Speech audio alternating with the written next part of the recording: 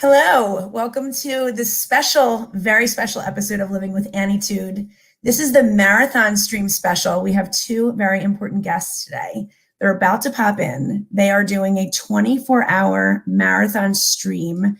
I don't know where they are in the 24 hours, but I think it's toward the end, maybe the middle. But I've been popping in and out a little bit today. I can't wait to get caught up with them and find out what's going on. But Luke and Jonathan will be here momentarily to hijack my stream, hopefully. I just got a call as it was counting down on the stream, like about to go live. I was about to hit live and my mom called because that's just how it goes. And she's like, "What are you doing?" And I said, I'm about to go live on this marathon 24 hours. She's like, "What? 24 hours?" And she starts freaking out. Like, "What are you doing for 24 hours? That's not even what my mom sounds like, but to me, that's what she sounds like. So I can't wait to find out what these guys have been up to today and what they've been talking about for this many hours and what they plan on talking about for the rest of the hours. So I think this is super cool that I have the ability to be a part of this and that they can use my live stream on LinkedIn and YouTube. And we are just waiting patiently for them to pop in and we will go from there. But other than that, because I do everything the hard way, I am in the midst of buying a car. So as in I'm going back and forth with the dealer right now. So I'm going to have to pop off and they're going to have to take over the stream for a while. And I'm sure they have lots to talk about, like turtles and bacon.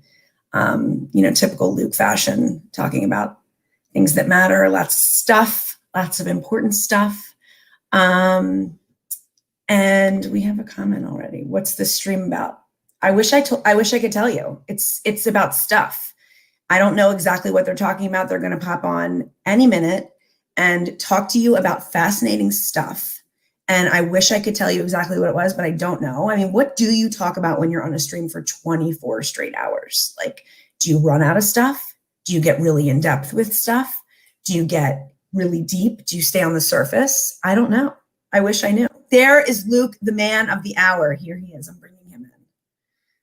Oh, Hey. I brought you right in live. I introduced the whole marathon situation. I don't know how it's going. Are you tired? What have you been talking about? Turtles? Have you talking about bacon? Somebody wrote in already. What's the stream about? I said, I have no idea. It could be nothing. My mom called right as I was hitting live and this is my Jewish mother, right? She's like, "What are you doing?" I'm like, "I'm about to go live, in this 24 hours. She's like, 24? Do you have to be on for 24 hours? What do you mean 24 hours? So, that's not even what she sounds like, but that's what she sounds like in my ears. I love that. So I'll explain a little bit. And you know what? I got to say this transition was the smoothest one for me of the day because what we've been doing is our rule is one of us has to be on live at all times. And so I've been jumping first to make sure the transition is smooth.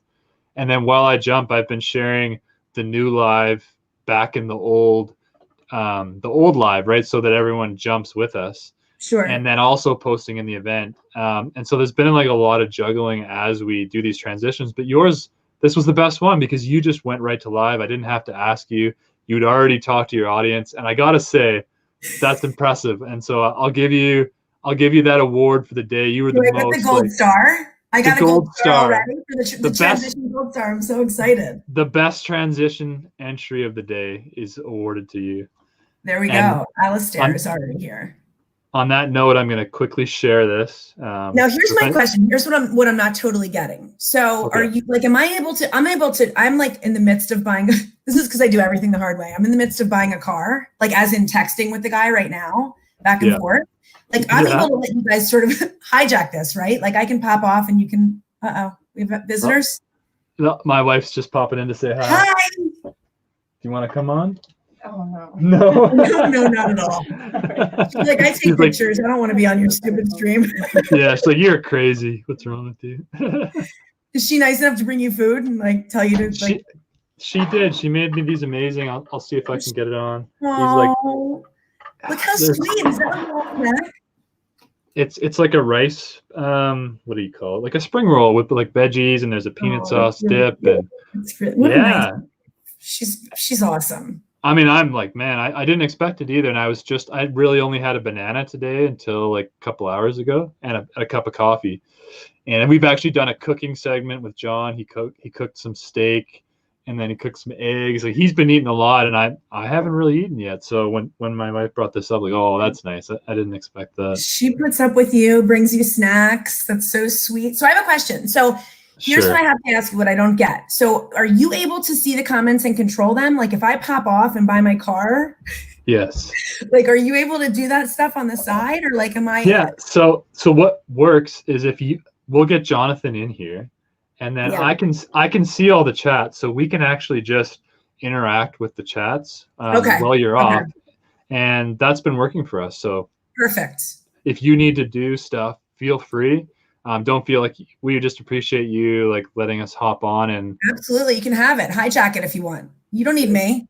What appreciate do you need me for? But, I mean, no, hey, it's great having you here. You've got energy and we oh wait, I'm just gonna let Jonathan know that he can jump. So just give me 1 second. Yeah, come on in, man. I never met him. Oh, you're in for a treat. So before I go buy this car, as I'm breaking balls when I'm buying a car, I'm gonna you gotta say hi. Definitely. He's the man with the master plan. Could I have a coffee? Yeah, sure. Thanks, babe. What was that? How long have you been married, Luke? Hey, I've been married 8 years. Oh, really? Yeah. Oh, and you're still really sweet to each other. I'm so psyched for you guys. You get the gold star for that. Well, we have good arguments too. We're both very, very passionate and very honest. And so what I like about that though is we've gotten like every opinion, every thought already out. Whereas like some of my other married friends, I feel like they're not that honest with their partners, and I'm super honest. Like everything that pops in my mind, I'll say everything. Oh, come on, Luke. That's not cool, man. What? You get like, why are you guys messing with me? Sorry. Wait, who messed? Oh, I didn't see it. Jonathan, do you see how delayed he was? I saw that right at first. I knew. Yeah, no, she like immediately caught your attention. I was like, yeah. What? Well, listen, I'm so linked inappropriate. Look for 1 second. See if you guys are too young to get this. Hold on. Can you see what this? does it say? I'm here for the big bang gang. Oh my god! Because like I low key sweat a little bit. It's like I don't know if this is going to be too audacious for our host. Well, I'm here for the gangbang. I'm quoting old school. If people don't get it, sorry. Like, if you get it, then you're cool. You know. If you get it, you're cool. Hi, yeah, nice to meet you. Nice to meet you too. Am I following you or no? Are we friends? I think right now we're friends. I think we've become friends. We are friends because I'm here. Friends. You know, I'm like, it's like, are we following each other? We're connected. I don't know if we're following. We're connected. I know of you. You're a star. Cool. You know, I'm a little starstruck right now. I am. Cool. You're the guru. Don't be. I'm just as weird as everybody else. But thank you. I appreciate it. Thank you for the kind words. You're welcome. Look at the smiles on this crew right here. Look at this. Everybody smile. Oh my God. Yeah. Lights. Thank you. 17 years currently. Nice. Thank you, Jesse. My t-shirt is everything and it's totally LinkedIn inappropriate. All right, guys. So Luke's bitch. Listen, I'm popping off. You guys can have this. Have a good time. I'm going to pop up because I'm buying a car because now's a great time to be doing that right while I'm on with you guys. Cool. Enjoy. Have a great time. I appreciate it. Thank you. All right. So I can just remove myself, right? I think so. Okay. Let's hope. Yeah, we'll have a backup just in case. We're still live. Excellent. Cool. I'm just going to make sure everyone has this link. If you tell a quick story or, we can just sit in silence too, if that's what we want to do. I'm just going to make sure everyone has the link here. Cool. The only thing that I'm afraid is like if her computer like goes to sleep. Yeah, I know. There's like that potential. Should we? Crap. Her computer's not going to go to sleep. She's sitting at her computer. That's hilarious. Okay, good. Okay, no good. worries. Okay, bye. Thank you. Ooh, that's next level hosting right there. I like that. Yeah, she's here, but she's not here. Okay, so I've dropped the chat. Dropped the link there. How are you holding up, Jonathan? Are you starting to feel anything? Are you going? Dude, no, I'm doing pretty good. How are you feeling? Like 1 out of 10. Where are you? 1 out of 10. I'll do a 7. You'll do okay. Wow. Yeah. Wow. Yeah, I'd say feel pretty 7's good. fair. 7's fair. Yeah. You know, the only area I'm struggling is actually my eyes are a little Yeah. sensitive right now. That's the only thing from the screen time, I think. And I don't think I don't think we can avoid that. It's just this many hours staring and not really moving around. I think that's what's hitting me the most. And I'm kind of shifting a little more as we go here, trying to. Yeah. Does your chair roll or no? It does actually. Okay. Yeah. And my chair's pretty comfy. So yeah. It gets. So I think we've shared the links everywhere, so I can. Cool, you know what? Cool. Maybe we should take some more like Q&A. What do you think? We haven't done a ton of like. Yeah, I like just that. Just straight up, whatever you guys want to talk about, just fire off. Just hit us with it. Some Q&A. Yeah. Q&A. Oh, I'm gonna lean back for a minute. And let me see also if I can like start to figure out. We can plan for yours a little bit later. We're going to another for right now. So yeah, like how do you feel about this? Should we just like hang out in this one for an hour or two, or? I kind of think so. I mean, this is kind of nice because we've been doing so much stuff with hosts. It'd be kind of nice just the two of us hanging out talking to people, right? For a little bit. This many hours staring at Jonathan. Yeah, like you've already found all the imperfections on my face that I'm paranoid about. Let's see. This one's coming from YouTube. Luke and JP, aka Brian's bitch, are in the house tonight. Who is KD? And you're coming from YouTube. How do you even know who we are? It's true. I'm very confused. Who and KD? Oh my God, my sweet Annie are with these two crazy nuts of gents, JP, and Luke. I'm here twice. Nice. She's seeing double. It's Kenny from YouTube. Wow, look at that. Oh, you can actually see the YouTube comment there. It must be Annie's channel. She must have like some YouTube subscribers. That's what sweet. That's what it's got to be, right? Cool. That's neat. So let's see. Anyone have any questions? Ask us anything. Okay, yeah, like super personal, uncomfortable questions. Go for it, guys. Yeah, we can go there. There's not much I won't talk about, really. Food and water, my friends. Remember, I took a class screenshot of you both. Looks like you were asleep. Oh no. No, you can't post that, Leah. We have to look like we've been staying awake this entire time. Or maybe just the window. Like, why don't like how would I start that? I took a class screenshot of you both looking like you were asleep. That's fair. I feel like I always look like I'm a little bit asleep. Okay, so like in the comment section, what is your opinion? Because this is the reason why I got stabbed. So I guess like that would be a good segue. What is your opinion about talking to ex-partners? Oh, that's a good question. Is it off limits or should you be able to still communicate with them? Here's my belief, and this is what got me stabbed. In the arm, guys, I didn't die from it. In the arm. Did Leah say I'll DM you? Like she doesn't want to admit it here. Okay, so what is up, guys? We got Gabriel in the house. Let's see. How did you overcome the fear when you first posted a video?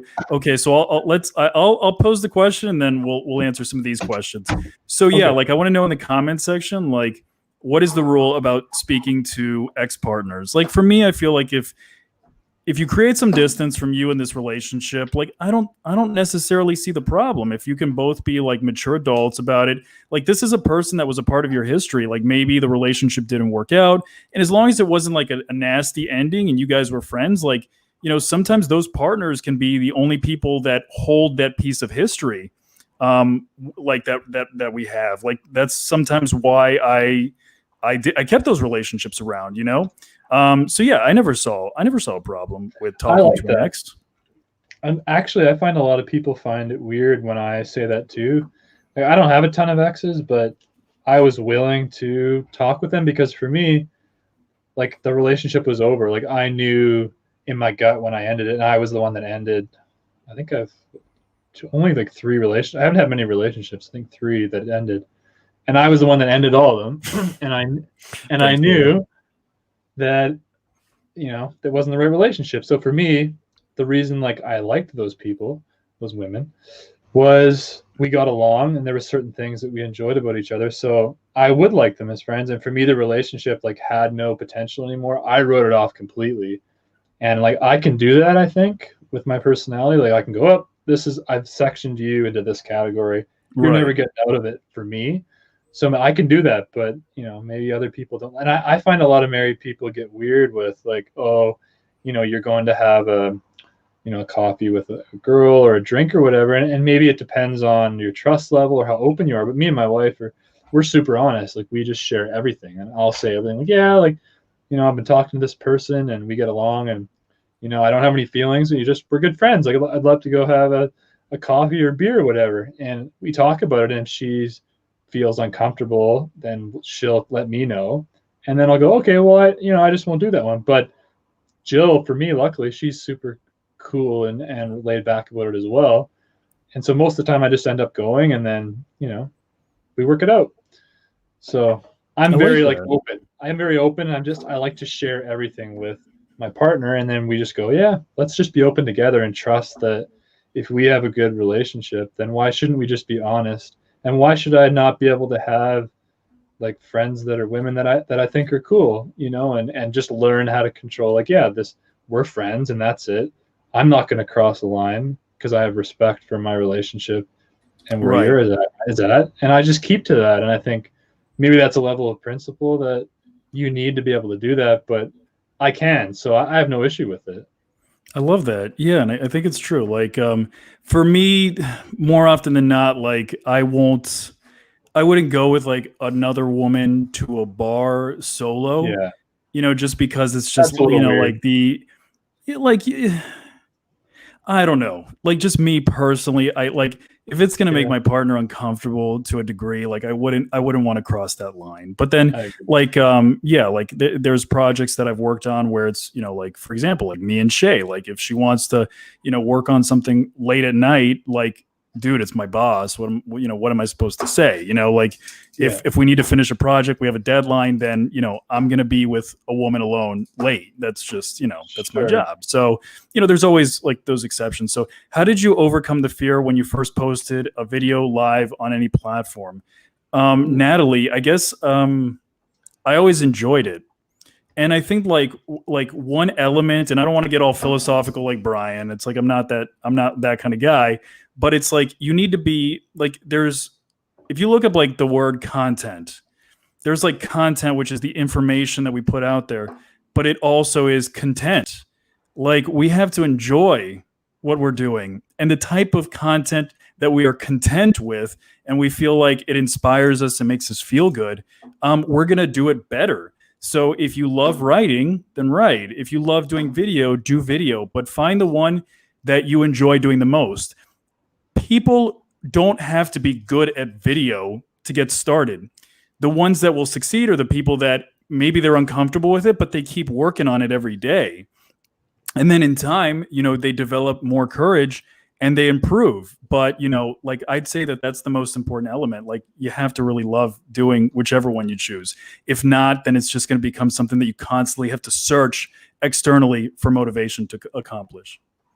And I like that. And I'm going to jump in and just say shout out to the band lounge. We've got like 7 people in there that have been banned from commenting here. So if you have questions, drop it in the band lounge and I will read it and we can answer that. So you guys aren't left out. I'm reading your questions and seeing your comments. Sweet. Kelsey asks, what do you guys dislike about yourselves? I love that question. Oh, where do you see that question? I don't see it anywhere. Your brother asked it. It's right below Natalie's.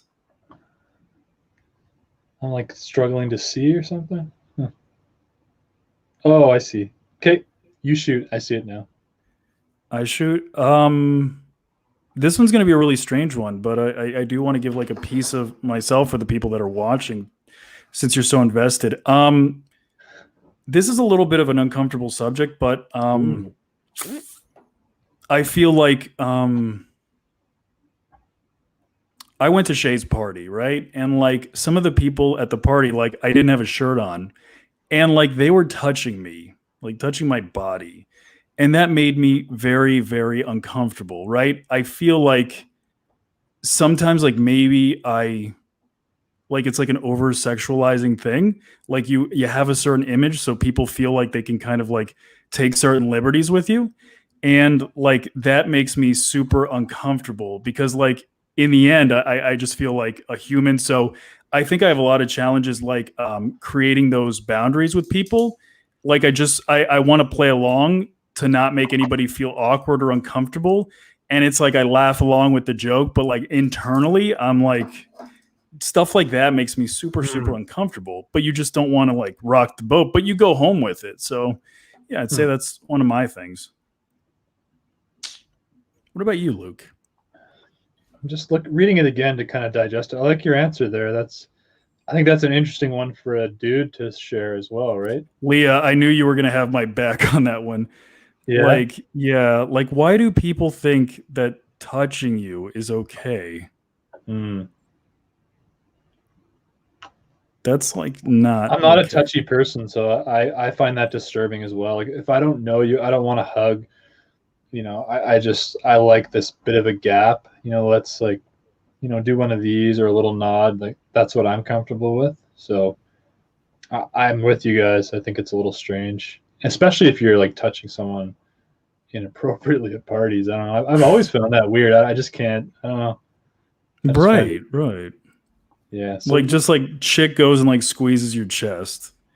Yeah. It's like, I get it. You're not wearing a shirt, but that doesn't give somebody permission to just like grab like whatever part of you they want, you know? I hear you. That's super weird. Curious what you were talking about with Annie before John joined about being honest. Well, I guess I wasn't here, so I don't really know. Huh. I don't remember, guys. Sorry, my brain. Yeah, we're tapping out soon. You know what? I'm mental trying to tap out. I'll be honest with you. I'm trying to understand why do you dislike that about yourself? That was the question, right? What do you guys dislike about yourself? Yeah. So, because people don't take you seriously, you know? Oh, I see. Like, yeah, like when you portray a certain image or you have a certain appearance or a look, like, right. Yeah, it's like I always feel super awkward when I get some of Shay's clients and they have to see the presentation. And I think that it can be very off-putting. And it's like most of it is my fault because it's what I project. But some of it is just like, I want to be me. I want to be myself.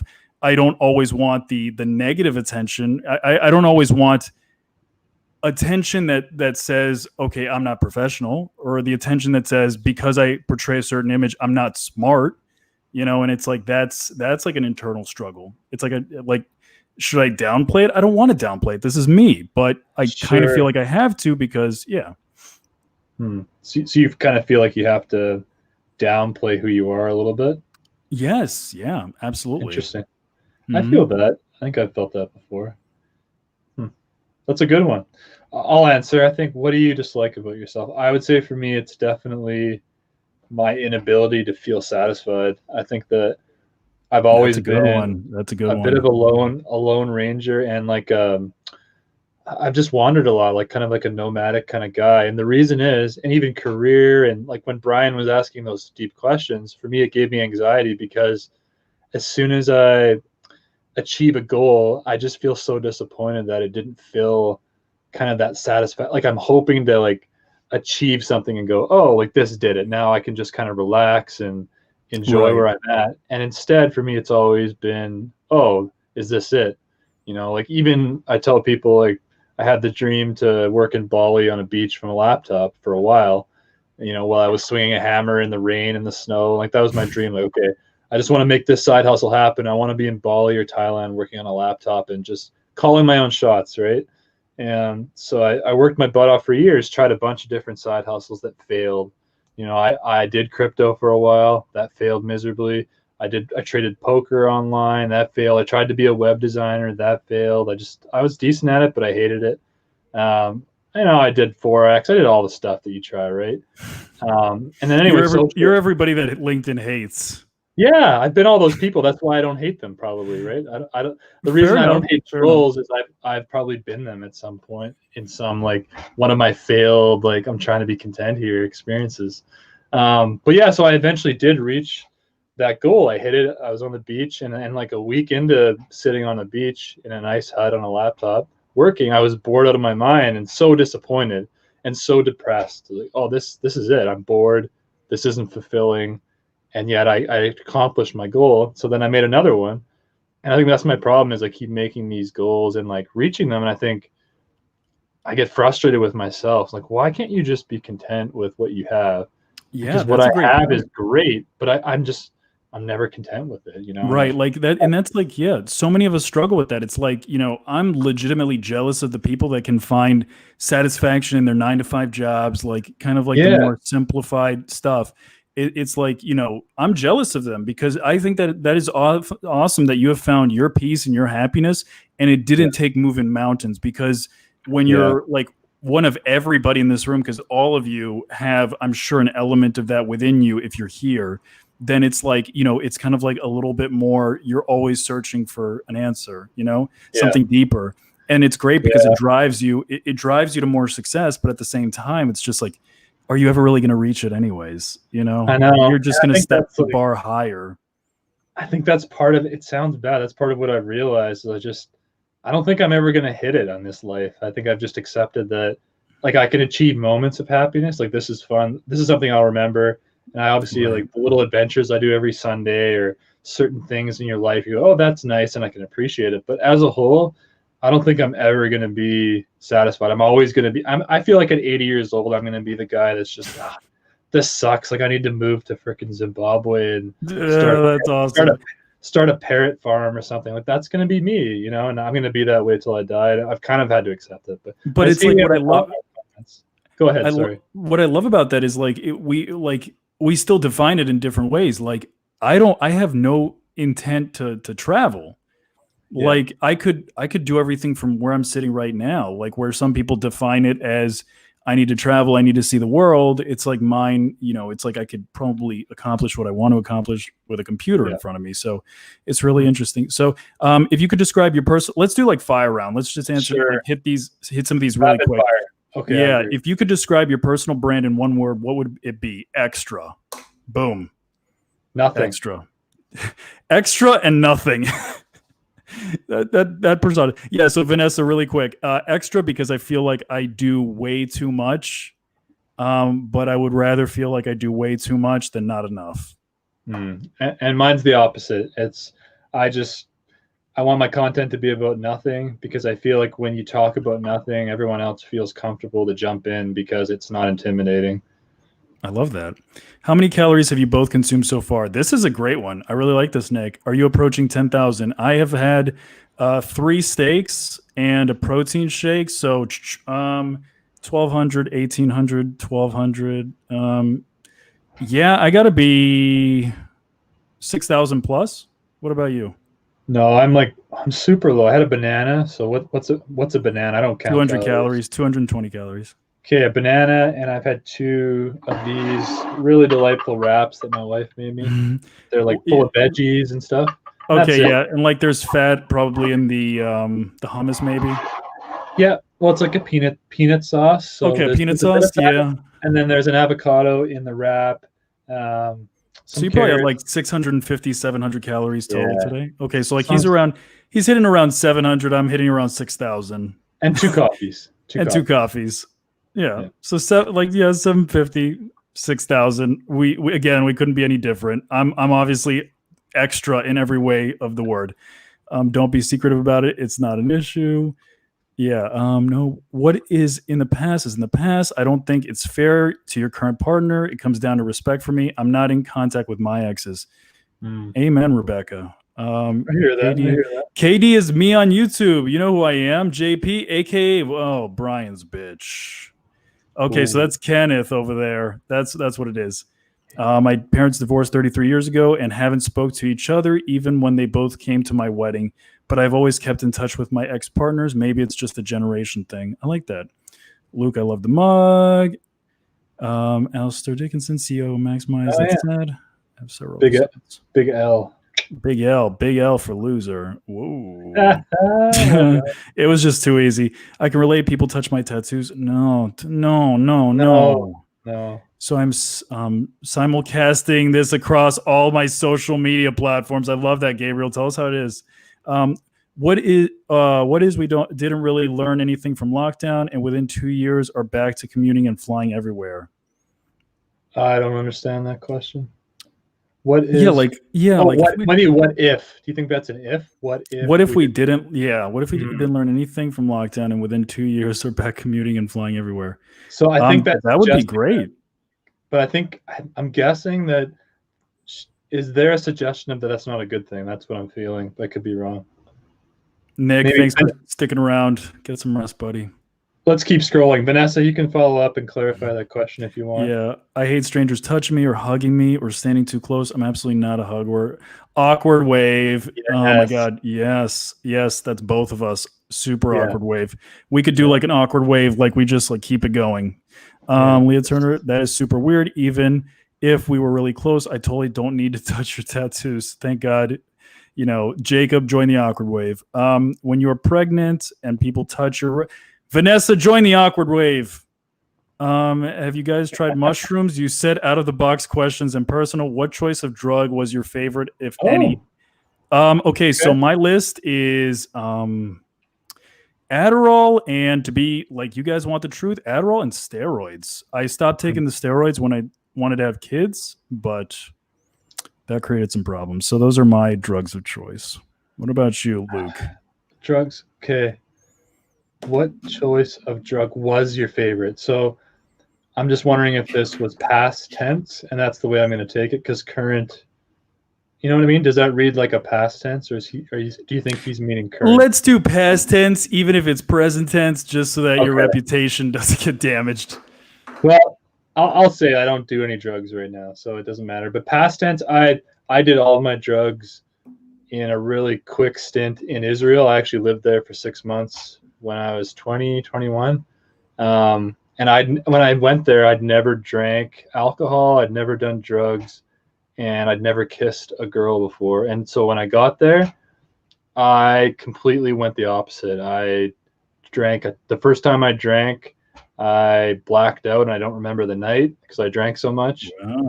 And I went out in the desert and did a bunch of drugs that I don't even know the name of. And that was my 6 months in the Holy Land, pretty much. I partied and went hardcore, and then by the time I came home, I was done. And now I'm just, ever since, I don't do drugs. I'll have a couple sips of whiskey, an odd beer here and there, but I got it all in my system in a 6 month stint. So that's amazing. That's amazing. I love that. Yeah, it's my style, man. Get it all in and out, just in and out, all at once, like a 24-hour live stream. Just get it done. I'm telling you, that's the way I roll. Natalie, join the awkward wave. Ooh. We don't like women's bellies being touched. No. I forge mushrooms. Lots of people expect that I want to find magic mushrooms. Not for me. Okay, somebody can comment again. What life lesson did you learn the hard way? Multiple divorces. The first divorce, I should have stood up for myself and not committed when I knew it wasn't a right fit. But I let the pressure of feeling like this is what I'm supposed to do. This is what my family expects of me. This is what my religion has dictated to my life. Make those decisions for me, as opposed to having like educated decisions I'm making myself. And then with the second one, it was people change with time, especially like in your 20s going into your 30s. Like you think that like at 25, because mom and dad were pretty set, like, oh, well, you're pretty set. And I just feel like people are aged, like maybe it's our perception because we're reaching this age and we're not ready, but I feel like people are aging differently just because, is it social media? Is it society? Like we're not finding careers immediately, and we evolve, we change as people, our priorities change. So yeah, I'd say like, stop getting married, John. Like take it easy, brother. So do you mind if I ask a question on top of that? Of course, yeah, please do. Please do. Of course. So what is your thoughts of traditional? Are you still like, for the concept of marriage, the ring and the wedding and the whole or will you just live with somebody and kind of screw the actual official marriage side of things now that you've been divorced twice? It's like we all want to get romantic with the process, but it's just like, maybe I've become the bitter old guy when it comes to the topic, but it's just like, It's just like, I remember it feels like graduation. It's like, dude, you just gave me the paper. Like, I dressed up. My family honestly doesn't want to be there. You know, it's like, I don't want to be at the graduation either, but we kind of both do it for each other because I guess it's supposed to satisfy both sides. They think it's like, we think they want to be there. They think that we want to be there, when reality is both of us would rather take that money down payment on a house or go on a really nice vacation and not invite all those aunts you hate anyways, you know? So dumb. I know. So it's funny. I think because for me, when I got married, I'd been raised Christian. And so that was my understanding of marriage. You just did it. Like, I didn't really even question, like, well, I like this girl, you know, we should get married. That's just kind of what I was raised and like what you did when you were interested in somebody. But it's funny now looking back, like even something as simple as the name thing, right? Like when you get married, you know, your wife takes your name. Like, I never considered how hard that would be or why we even do that. And it's funny, like a couple of years ago, I researched a bunch of information on it, and I thought, wow, like, would I want to give up my name and take my wife's? No, I wouldn't want to do that. So why does she have to do that? It's kind of weird to me. And we talked about it. I was like, yeah, I think if we did it again, you know, I probably wouldn't do that. And I was like, yeah, I'd be fine with that. It's kind of weird to me, you know. And if you dive into the research on it, it is a little bit strange. And like, I've actually, I don't know, the inner troll, I wouldn't do this, man, but I thought about it. I thought like, well, why don't we, like, you know, because we thought, should you change your name back? And then what if we have kids, like what if their last name was your last name? Because I would actually get such a kick out of like every person that we talk to explaining like, oh wait, like this is your son Charles Biernick instead of Charles Matthews. Like, what, you know, what's this all about? The ultimate troll move is for you to change your last name to hers. I could do that too. That is the ultimate troll move. You just like reverse psychology the thing, you know? That would be funny. The conversations, like, because to me, again, maybe it's some of the lightheartedness, like I would consider it just for the level of conversation, because I can always change my name back too, but I would enjoy kind of like provoking that like traditional offense, which is kind of the sometimes it's good and bad in me, but I kind of like poking that because there's so much, you know, ridiculous stuff in there that, you know, women have to put up with that I'm just not cool with anymore, you know. And we even talked a little bit about it, like we share everything 50-50, you know, me and my wife, like we figure out like what kind of chores do you like doing, what do I like doing, like we both work full time, you know, so we just split the load. And you know, we've always done it that way, and I've always wanted that kind of relationship. I didn't want to carry anybody or have a, you know, someone cook for me every day. I don't know, it just feels weird to me, right? And if that's your relationship and you like that, that's fine, but for me it's not what I wanted, you know. That's a long answer. Right. No, but it was a great one, and there's so much truth in it. So can imagine it'd be an annoying question. I can relate. Stupid assumptions, no drugs for me either. What's a belief that you hold with which many people disagree? That's a great question, Gabriel. What's a belief that you hold with which many people disagree? That our path is already written. Oh. That I do not for a moment believe that I can change or dictate or have free will over my path.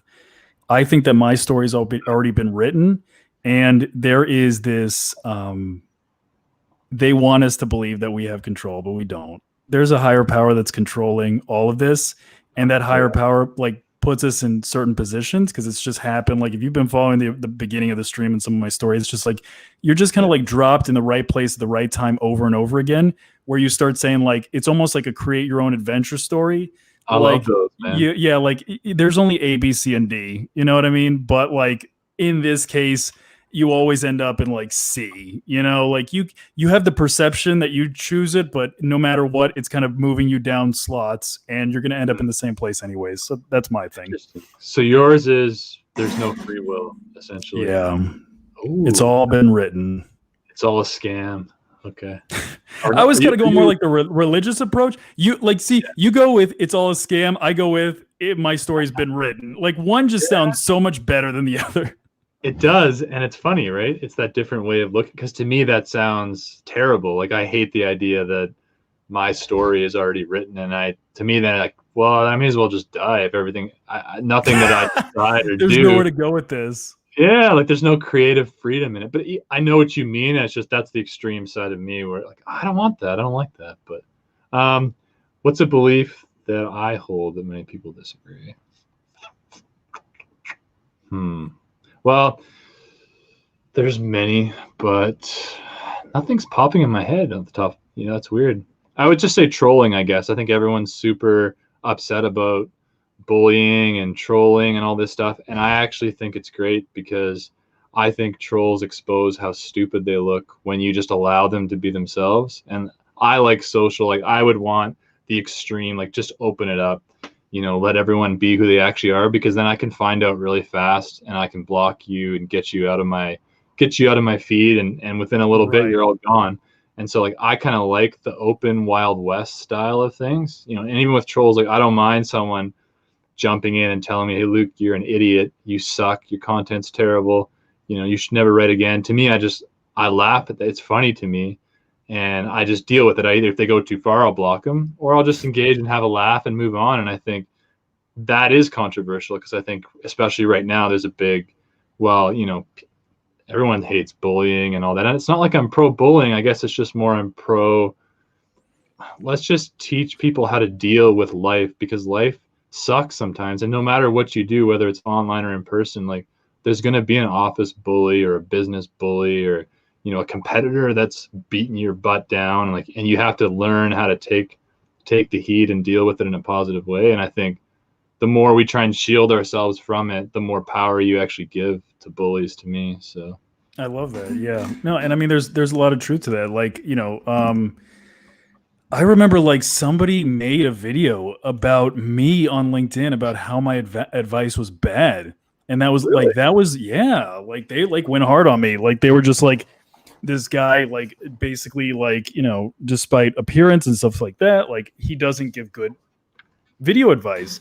And to be completely honest, like since that moment, maybe like consciously, subconsciously, I haven't really touched the subject because of the way that I felt after he did that. Like he made me feel bad, you know?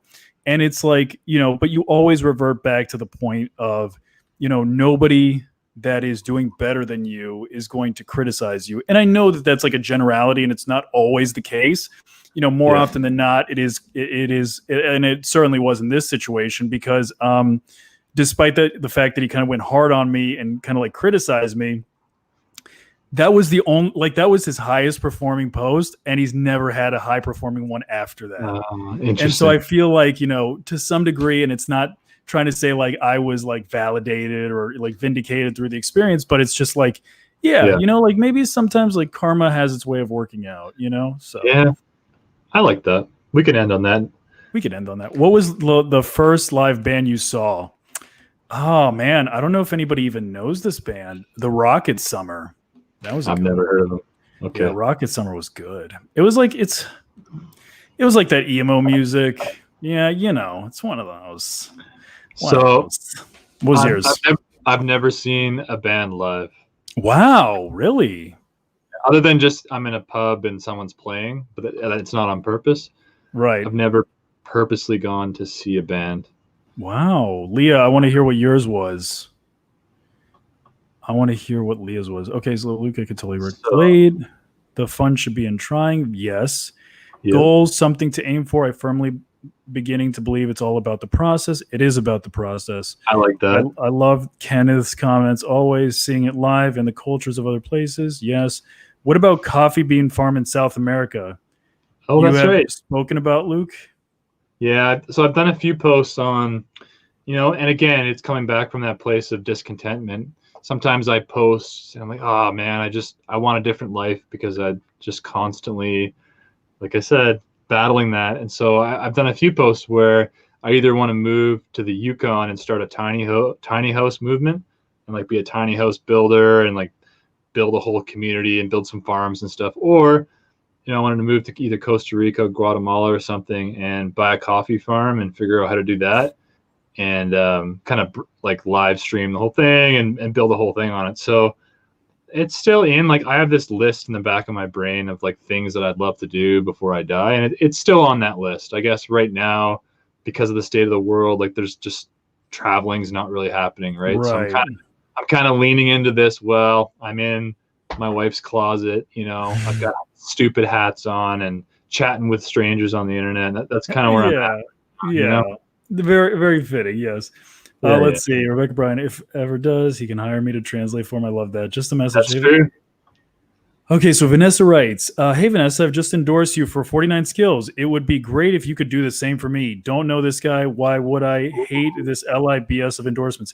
I'm 100% with you, Vanessa. Like, here's the thing. Like, but I will say, most employers, most individuals that spend any length of time on LinkedIn know not to refer to the endorsement section, because 9 times out of 10, like, it's super wonky, because anybody can endorse you. Anybody can say that they worked with you, alongside you, what have you. So, like, it has so little like pull when it comes to somebody making a decision that it's just like, it might as well not even be there. It's a complete joke. Yeah. So if somebody were to send me a message like that, I would just completely ignore them. Like, no, I don't owe you anything. I didn't give you permission to send me that. And I didn't give you permission to endorse me in anything either. If you just spent 20 minutes endorsing me in 49 different things, then that's on you, buddy. That's like when somebody somebody tries to like have you guys ever had it? Like, somebody tries to like clean your windshield, like on the side of the road, and then like they start like knocking on your window demanding money. It's like, I didn't. Like, I feel bad for your situation, but dude, like, I didn't ask you to do this. Like, I would have just helped you. I would have given you $1 or something, but like, you forced yourself on me. No, I'm not okay with it. Yeah, it's true. I had a story, but I don't think it's interesting. So let's move on. Would you rather be worried genius or joyful simpleton? Amazing question, Gabriel. Easy good answer. One, brother. Worried Easy genius, because I feel like, not trying to be egotistical, but I kind of am that. Like, I think I'm more of a worried genius. Like, Shay always, like, backstage view, Shay always has to remind me to like I have anxiety around that, like paranoia, I suppose, about like opportunities and things like that just like don't exist. Nothing's happened, nothing's wrong.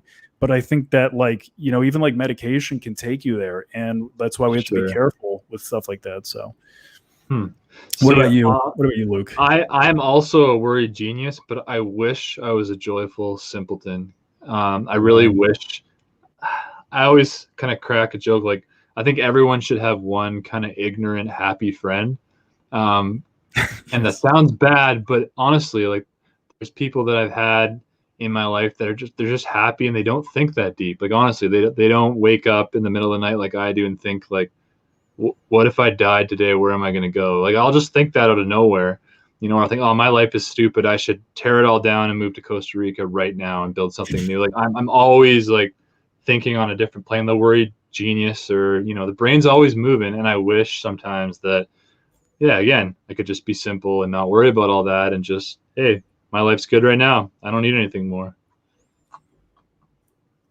Okay, so let's see. What superpower would you choose?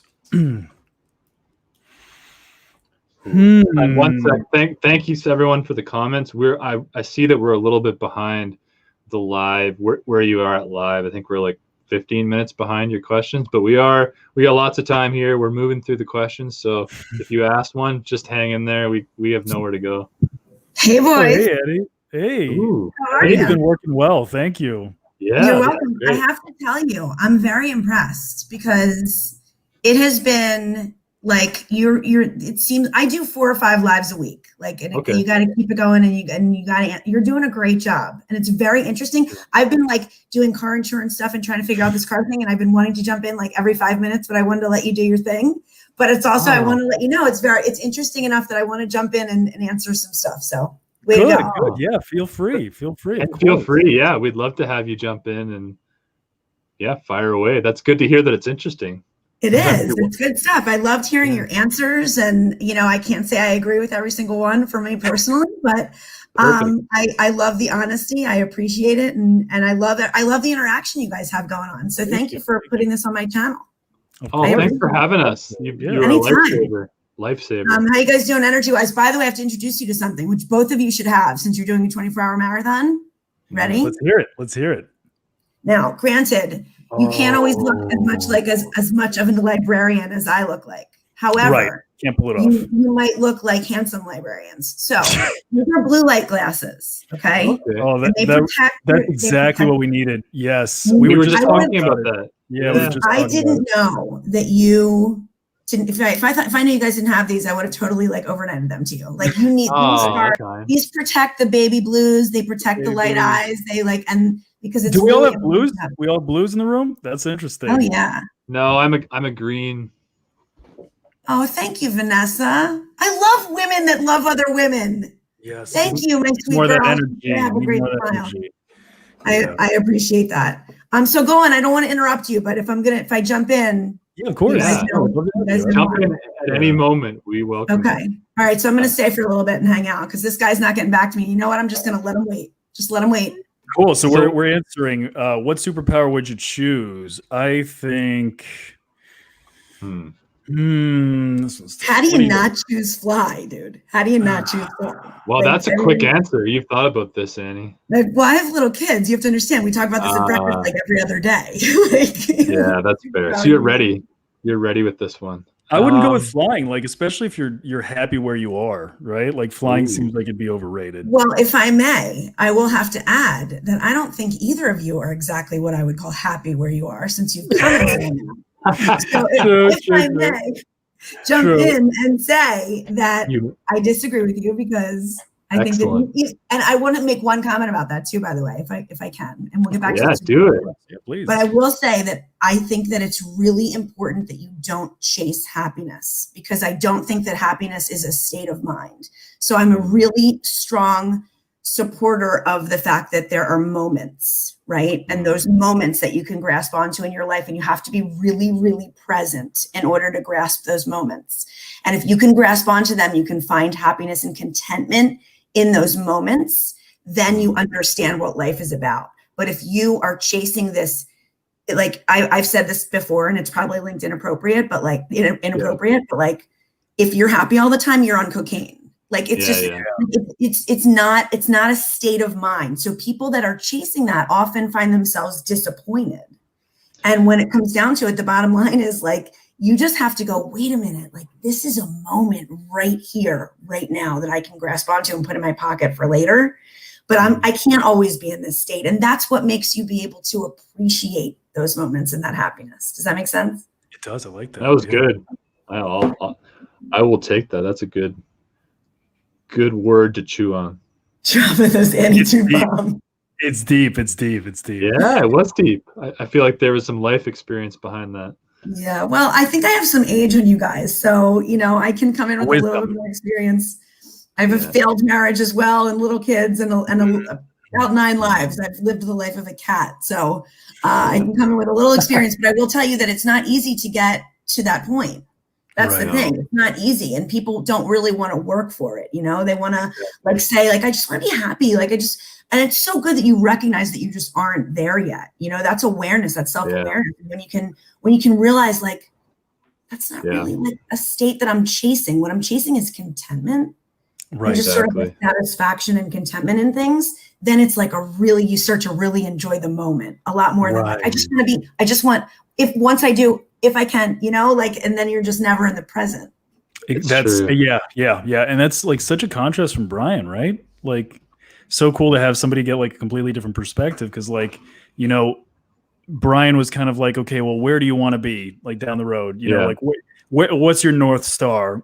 And then Annie's kind of like more like, we gotta slow down, kind of live in the moment. And it's like I subscribe more to that. Like, I feel like I tried to be too intentional with where I wanted to go.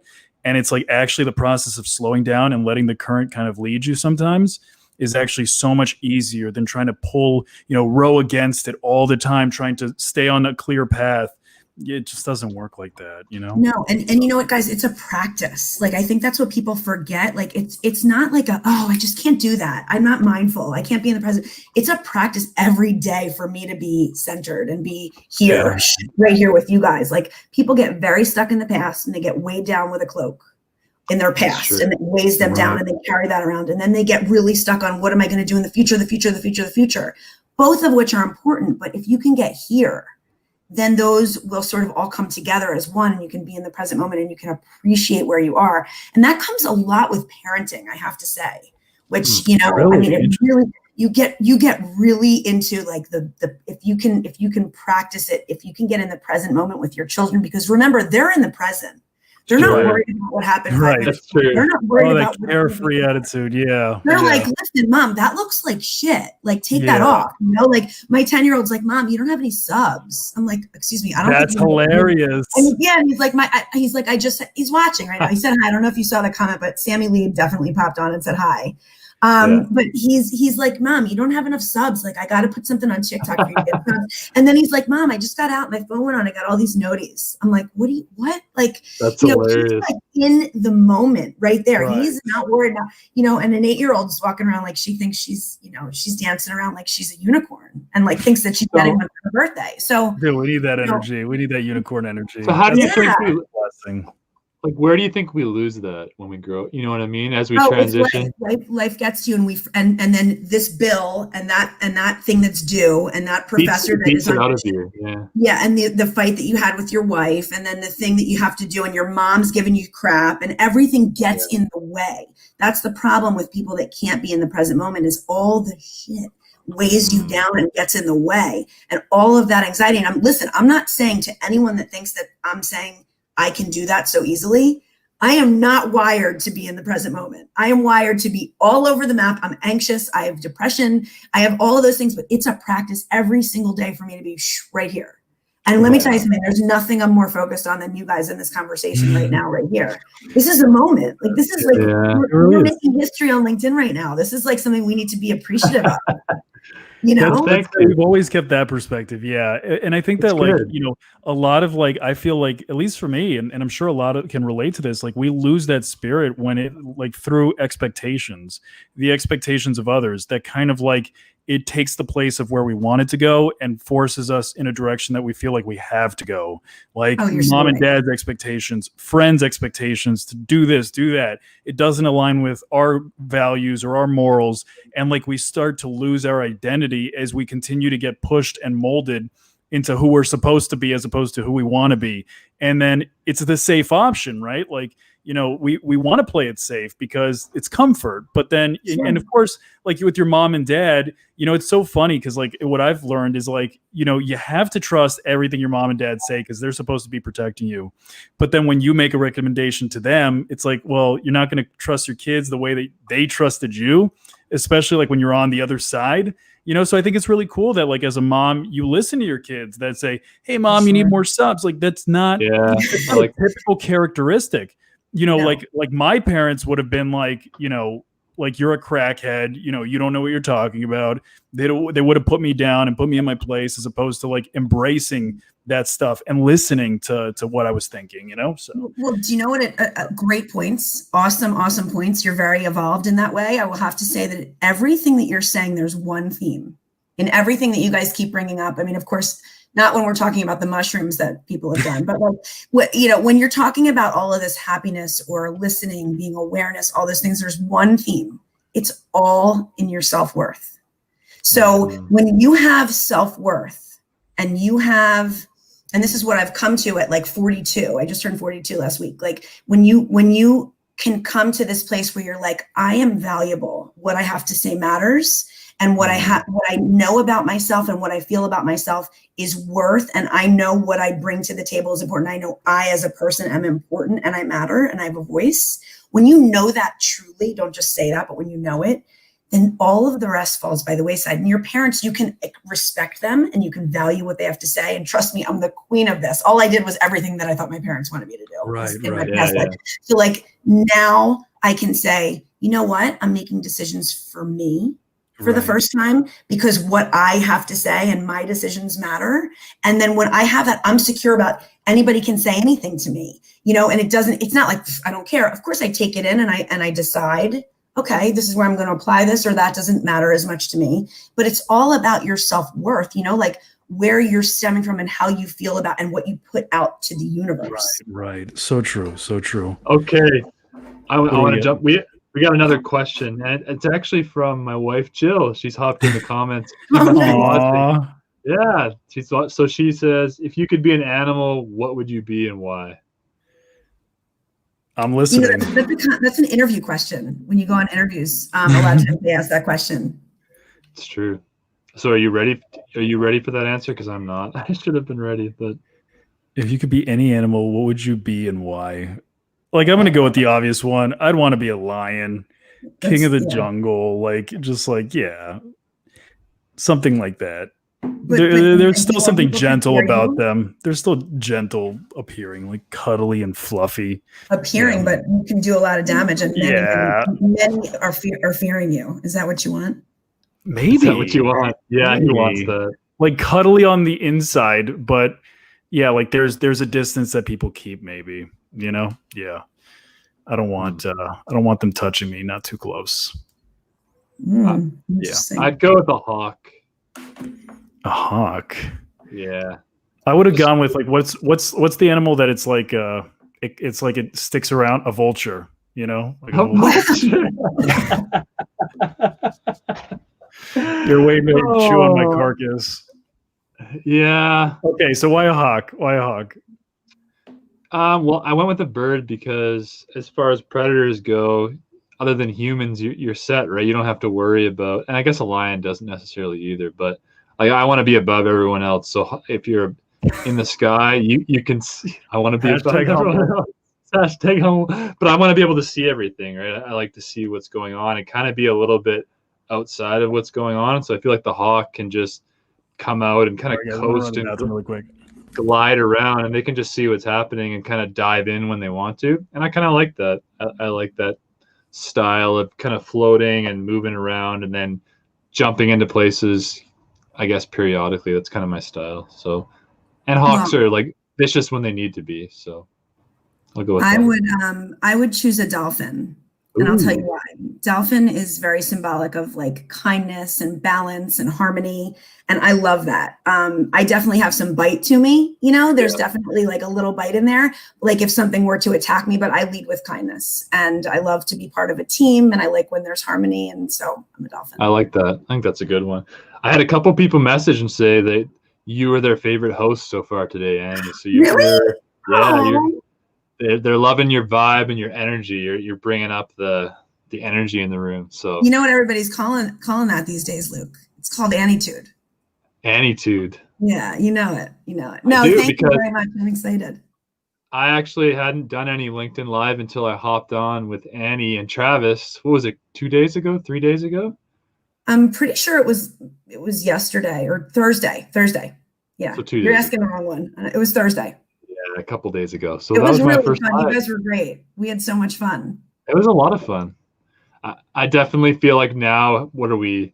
How many hours in are we? 5, 10, 12, 17 and a half hours in. I feel like I've got a lot of hours under my belt now.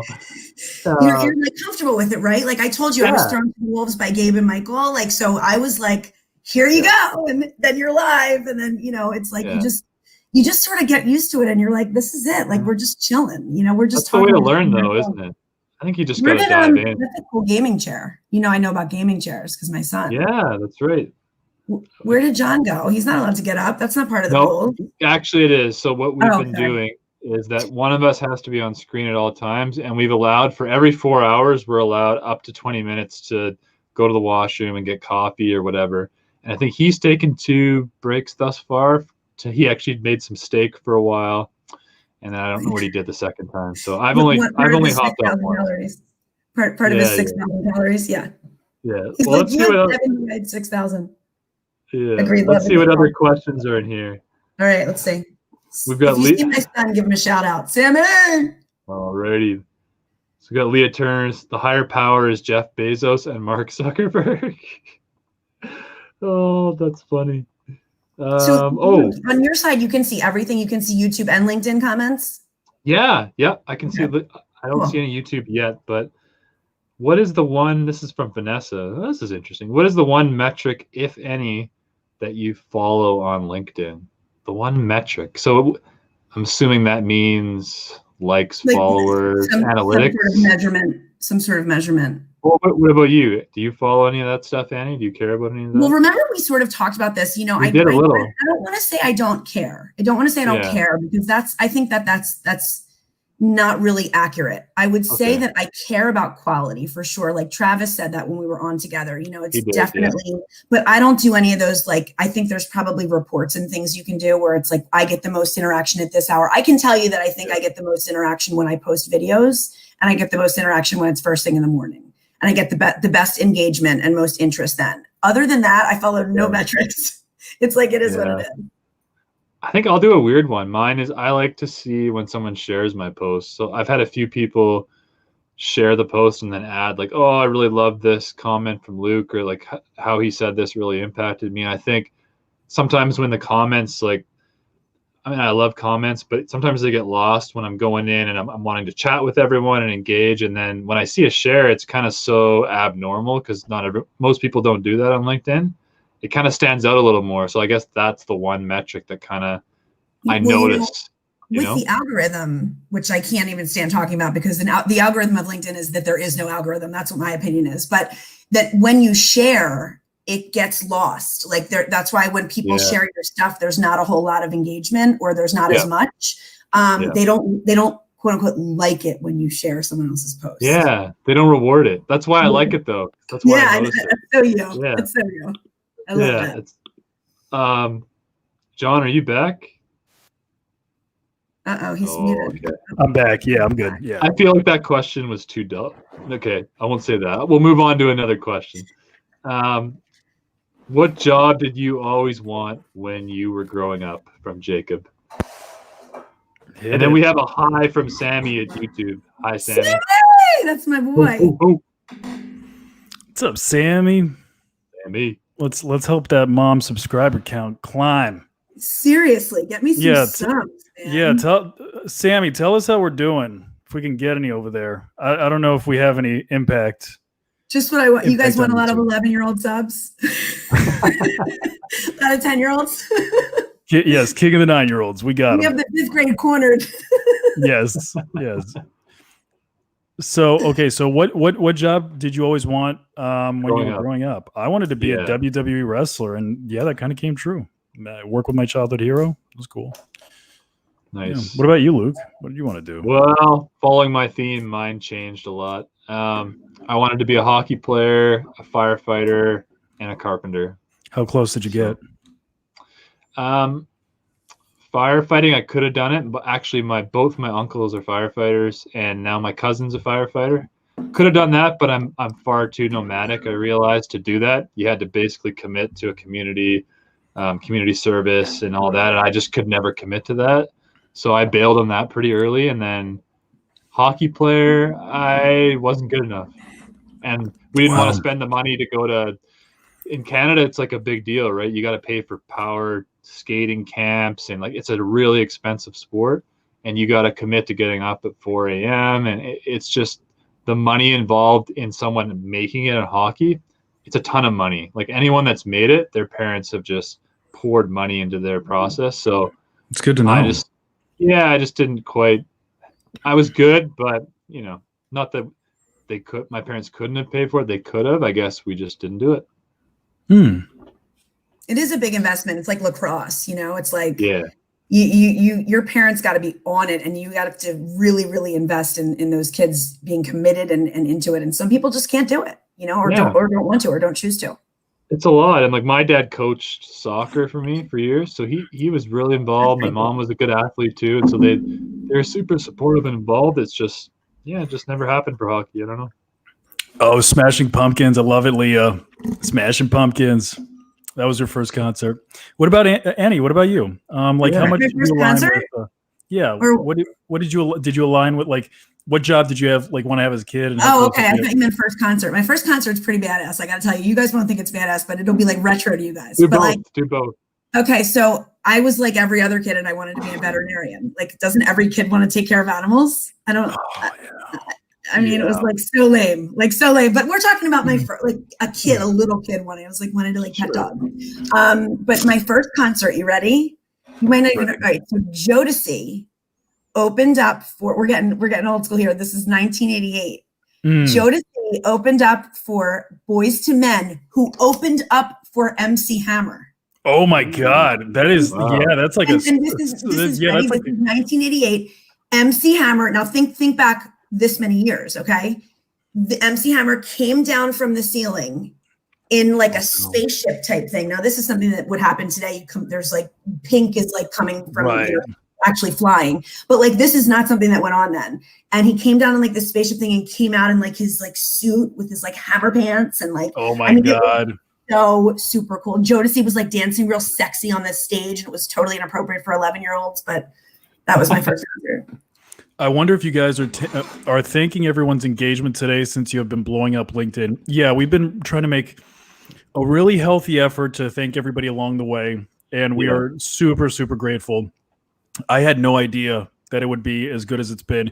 Just like to inform anybody that didn't know, like we now know what's the cutoff, the limit for how many comments you can get on a LinkedIn Live, which is 1,900, which we got on one. Is that cut off? Live. Yeah. Where are we at now? This is major. We need to do this. Not yours yet, but 1,900 on our first one. And here's the reason why, Annie. We actually have a whole band chat. People have been commenting and engaging so much that they've been banned from chatting in our live. You'd have even more. So you'd have like 200 comments. Yeah, you'd have way more. There's a whole group. I think there's 8 people now. So we got to add those in. Yeah, this is not. LinkedIn. I got to tell you something. They have a lot of friggin' rules. They make rules based on rules. Like it's just. I mean, come on, let us be. Right. Okay. So as a recruiter, I can 100% tell you we do not review endorsements. Thank you for clarifying that, Katie. Yeah. You can turn off endorsement section off completely. That's a good point. Endorse for endorse. Nope. Ravi Rajani, I would endorse JP for that. Okay, let's see. I'm just getting through it. JP, if we cut your hair, do you think you will lose your power of generating revenue, generating video content? That's like awesome a Samson. Question. It's like a Samson situation. I'm not going to have the hair forever. Like if people think that this is just like, it's a core piece of my identity. It's like, just like I encourage people to evolve your content, you have to evolve your look. You got to, with time, things have to change. So it's just like, this is like a chapter in the story, but no, I don't intend to keep it long forever, guys, but it won't, it's not going, Shay, like this is a fun fact. Shay actually, like, I'm being 100% serious. She has it worked into the contract where I cannot cut my hair as long as I work with her. So really? Yeah, that's one of the rules. It's very much you. It's like it encompasses. It's a brand thing. Yeah, it's like brand. Yeah. It's like and it's an identifier, right? It's just like there's certain people that like just the same way you see her little sun logo. This is Shay. You see like the hair and like maybe some of the red and stuff like that. And it's like, okay, like my style of video, and you make the connection automatically. So it's comfort. It's like the Coca-Cola logo. It's like the McDonald's golden arches. It's like, you kind of know what to expect, familiarity. It stands out. Boom. That's why it's a strength. So yeah, I guess that's the deal. I'm not a fan of that. Tell me about it. Why do you think that? Because you as a person. Sorry. Yeah, I just think if you were Mr. Clean with a bald head, you would still crush it on LinkedIn. If you shaved your beard, you'd still crush it. And so I think that I get the concept of it because you're right. It's like, it's almost like a character. I'm not saying you're a character, but in a way it kind of is, right? You're this character that people recognize that's a person. Right. And so maintaining that makes sense. But I naturally hate it because it's not freeing, it's limiting. Like if you want to cut your hair, you can't because it's in your contract. And I just naturally resist anything like that. Like I don't want that. So I get it, understand it, but I'm not a fan. Fair enough. I think it's just like, it kind of just aligns. Like I have so much freedom within my content that it's like, if there's like a couple of ground rules, like there would be in any other job, like I still, if I could be free with my art, my appearance, like, I probably wear the same 7 shirts. You know what I mean? It's like one of those things. Like I don't really care too much about the outward, surprisingly. So yeah, I don't mind keeping it long. It is what it is. Okay, old school question. That's what matters. Old school question. Who from any point in history would you like to spend a day with and why? That's a good question. Hit it with us. Great question. Richard Pryor. Without a doubt. Hands down, I would spend the day with Richard Pryor. I think he is, first of all, the best comedian of all time. Second of all, the most has the most depth out of anyone that I've ever seen speak or perform. So he's the first one that comes to my mind. Of course, there's a handful of people I'd like to spend time with, and there's definitely like past relatives I'd like to be with. Right. But he's, I mean, if you don't know him, you should watch him. He's really, truly, this is someone that can make you laugh and cry in the same sentence. And that to me is everything, because I think emotions and feeling is everything in life. I would go with, since it's I could spend any point in history. Who would you like to spend a day with? Oh, this one's kind of deep. Myself, when I was 12 years old. When I was like being like bullied, and I was very lonely. I didn't have friends. You know, I was going through my hardest times. Like, I wish I could just give that kid a hug and just say, like, dude, everything's gonna be all right, man. Just hang in there. Can I say one thing, John? That's good. Yeah. You can do that, and you should do that in real life, in this moment, not like at this exact second, but when you do any meditation or anything, like, make sure that you do that, because it's very telling that that's something that you would do, that would be the person that you would choose, and don't let it escape you that you can do that, and you should, because he needs a hug. Right. I love that. Thank you for that. Smart. That is good. All right. Any point in history? Okay, so any person. I'm just reading the technicalities, because I would go back to the creation of the universe and hang out with God if he exists, and see if he created it, or if it was the Big Bang, or if it was both. So that's what I would do. I'd go right back to the beginning, because it would answer all my existential questions. And yeah, that's my vote. Okay, let's fire around, because like these like there are so, oh my gosh. All right, we're so far behind, aren't we? Yeah. Okay, so like maybe like each of us just takes one, right? Okay. So where do I go? All right, I'm kind of trying to catch up. Love that. Celebrate the moment. What minute mark are we at? 10:17 is where I'm at. That's 5:17 for me. Okay. Oh yeah. Sorry. All right. Yeah, all right. Yeah. So anxiety. Okay. Love that. Celebrate the moment. Kills it low. We're missing. Okay. Good. These aren't any questions. I think we're up to date. Can I just say, you guys? Did Vanessa just say, "Wow, that's great. Give yourself that hug"? Did Vanessa just say that to you guys? She said that to John, I think. Want to be a bird so I can fly? Yeah. I'm just reading through all of them. Okay. Thank you so much, guys. This is helping us so much. Profile views, search results are more interesting to me. I agree. Like, the profile views should be the core metric, because if you develop great content but nobody ends up back on your profile, then what's the point, right? I mean, I love entertaining people, but I also want to know that they care about me and want to work with me as well. You don't want to just be a vessel of content. A vessel. Oh, Joel Lagley. Judith, what are you guys doing still here? If you weren't making it on LinkedIn, what would you be doing? Nothing that I enjoy. I would be sitting in a cubicle, still doing accounting work, thinking, like, it's so interesting. Have you guys ever like lived this out? But have you ever been in a cage without realizing you were in a cage?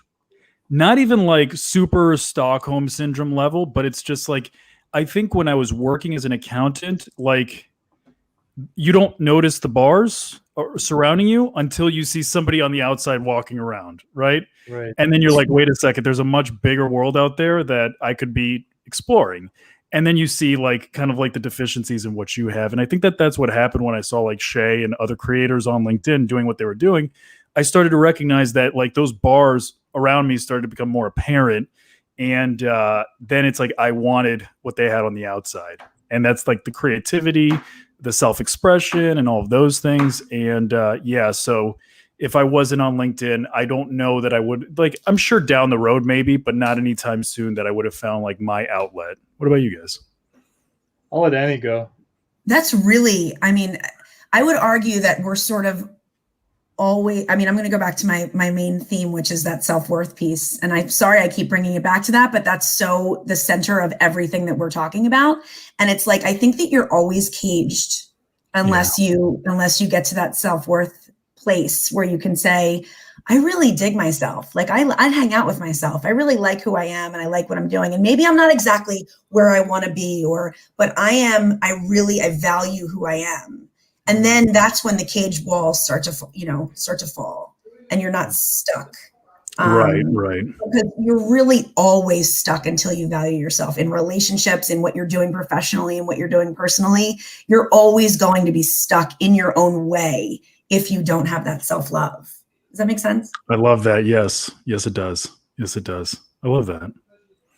So good. No, I'm just thinking about it. I like it, but I'm thinking about it. And what was the question again?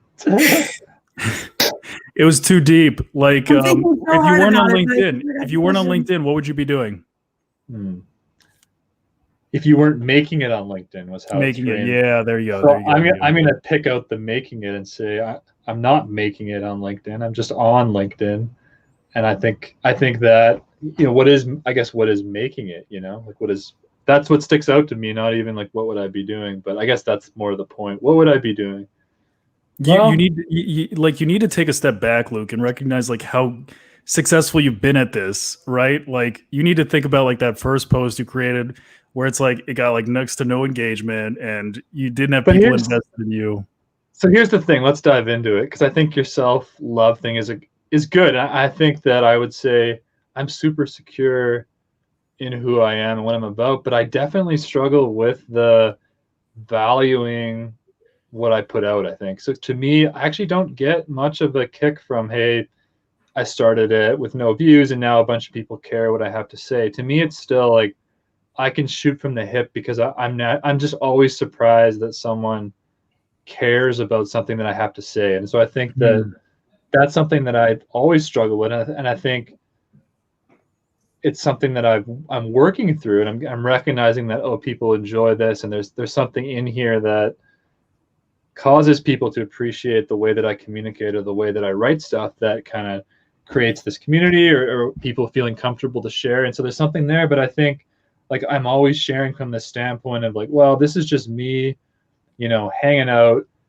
just shooting the breeze and just saying something. And I don't ever think like, I'm going to create because I know what I create is valuable. I guess I just create because I want to create, if that makes sense. And so I think I struggle with it, but I also wonder like, does that mean that I lack in that area, or is it just I'm just wired from like a different place of what I consider when I post or when I share, or what gives me value even? Because I think when Brian was asking this stuff, he was asking us, what's your end game, or what gets you up in the morning, kind of a thing, and what makes you feel good. And I've realized like it's not even landing a new client, getting more work, doing well with business or engagement metrics or all this stuff. Like I just like making somebody think a different thought, and that's what makes me feel good. I like being able to be free and be who I am. Like that feels the best to me. So that's kind of a rambly answer. I don't even know where I'm going, but yeah, it's something I struggle with, I guess, if I'm honest. I think there's one thread that we haven't touched on, which is vulnerability. I think that there's a level of feeling comfortable with yourself, and then there's a level of how vulnerable will I really get? And I have found that the more vulnerable I am, and the more willing I am to show my true, best, most authentic self as Annie, like really just show up as me and show that vulnerability that like, I do screw up. I'm far from perfect. I do this wrong. I do that wrong, and show my heart and soul. And that's what I try to put out as content, is really showing part of my heart. Then more people are much more willing to engage with me, and I feel better about myself. Like I have to tell you, I've posted things where I'm almost in tears, and it's not like a sob story. It's just like, this is me. Who I am. This is what I'm going through at this time, at this moment. And the more willingness I am to show that side of me, the more people come out and are like, and then it's a big cycle, because it helps my self-worth to be the truest me. And then it helps show that side of me to everybody. That's good. I like that. Yeah, it's deep. And like, like vulnerability, I love the vulnerability. I like, but I did bring this up a little bit earlier, and like for anybody that's hanging out in the room, it's just It's tough on LinkedIn. I've done it and it felt good. I just think that, like we still have to be a little bit careful about how we speak on LinkedIn, because when it comes to like making purchasing decisions, like we want to make safe choices, right? Like we want to know that the person that we're entrusting with our business or whatever that may be, that this is a stable person. And like, that's why I think, like I said prior, it's like, it's important to kind of like create distance between the traumatic event. So you can speak of from a place of like, you're not the person that was obese losing 50 pounds and you're in the process in the middle of it, where there's like still like, you're still too close to it. You want to have like, okay, that person lost 50 pounds. They've been successful with it, and it's like they can speak to the experiences. I'd prefer that over somebody that's been in shape their entire lives, because they don't know the struggle like I do, right? Right. So, but at the same time, it's like if they haven't created enough distance from it, like I feel so bad. Not only like, can it disrupt a potential client-customer relationship, but also like how would it impact somebody if they bring up a negative comment, or like if somebody just pokes at them and it's still a fresh wound, So I just like I always recommend like create a little bit of distance between you and that traumatic event, just so that it's a little bit of a buffer. That makes sense. And what do you think, Annie? Part of that. Yeah, what do you think, Annie? Yeah, I think ask me the specific. I'm like so wrapped up in this whole vulnerability thing. Ask me the specific question again and tell me what you want me to answer. Yeah, like, when it comes to business and vulnerability, like I know that like people that work in accounting, like, and I don't want to generalize, it's just like my dad, I was in the field, right?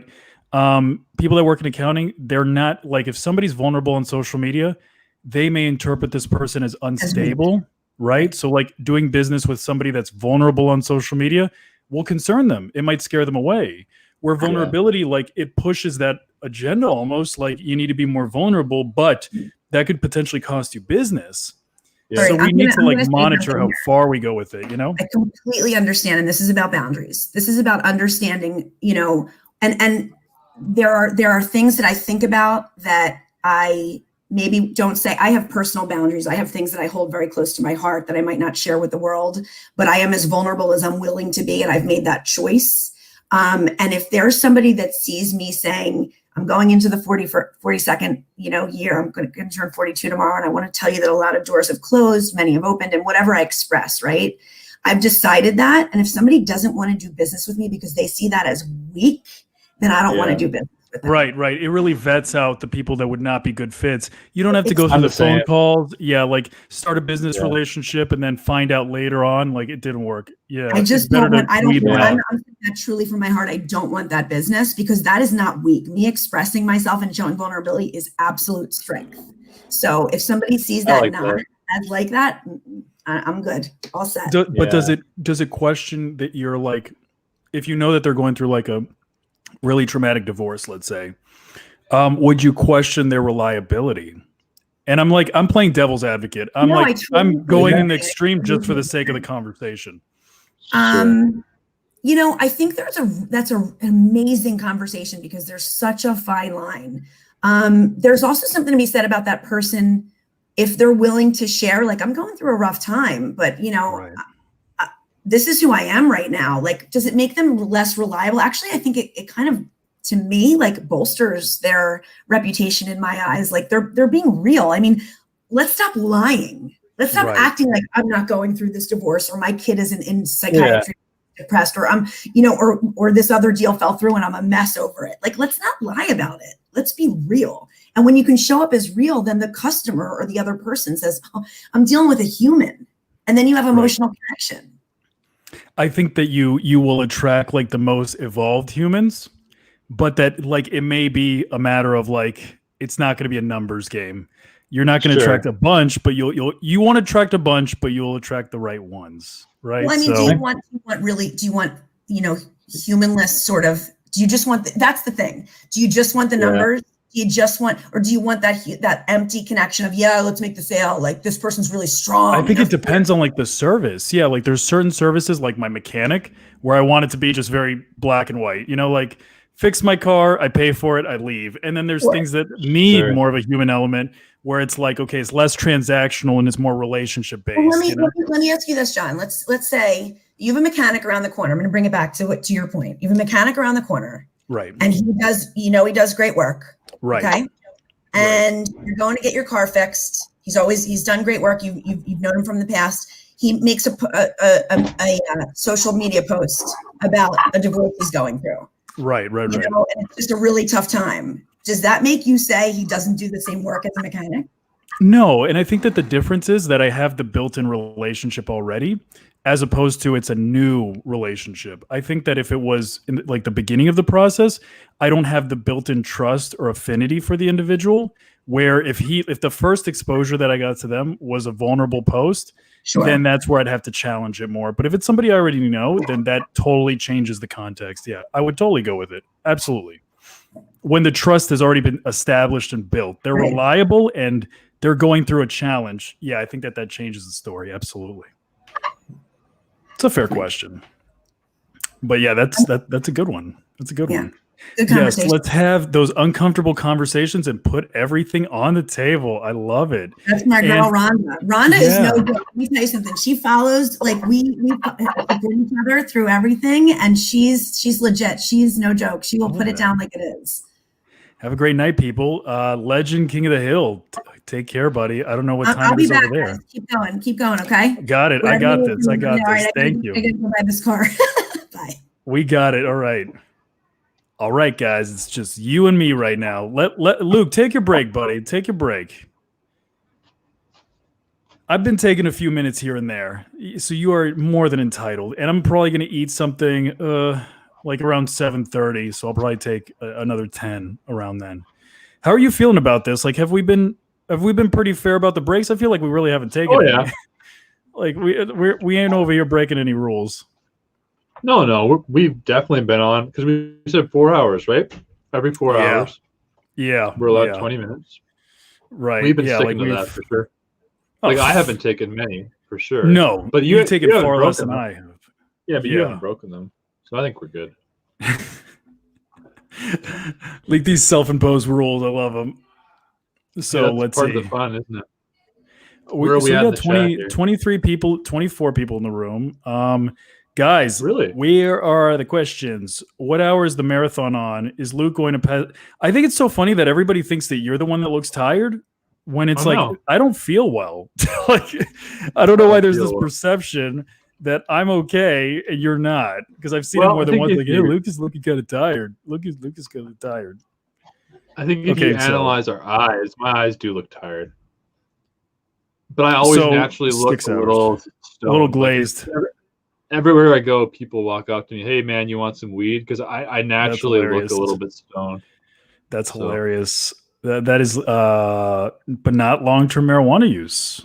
Because I have, not at all. Like, you know what? Controversial topic. I think that long-term, consistent marijuana use eventually gives you like weed brain. Like I have family that legitimately, I feel like their reflexes are slightly delayed. And I don't know if it's like, I don't know if it's just like my beliefs about it, but I think this is for people that smoke a lot of weed, like daily, multiple times a day.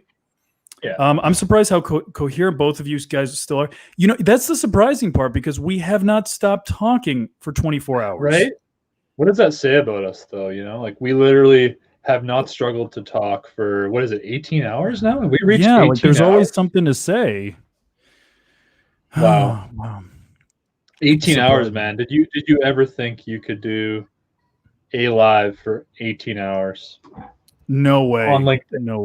No way. I think this is like, you need the right partner in crime to like pull it off.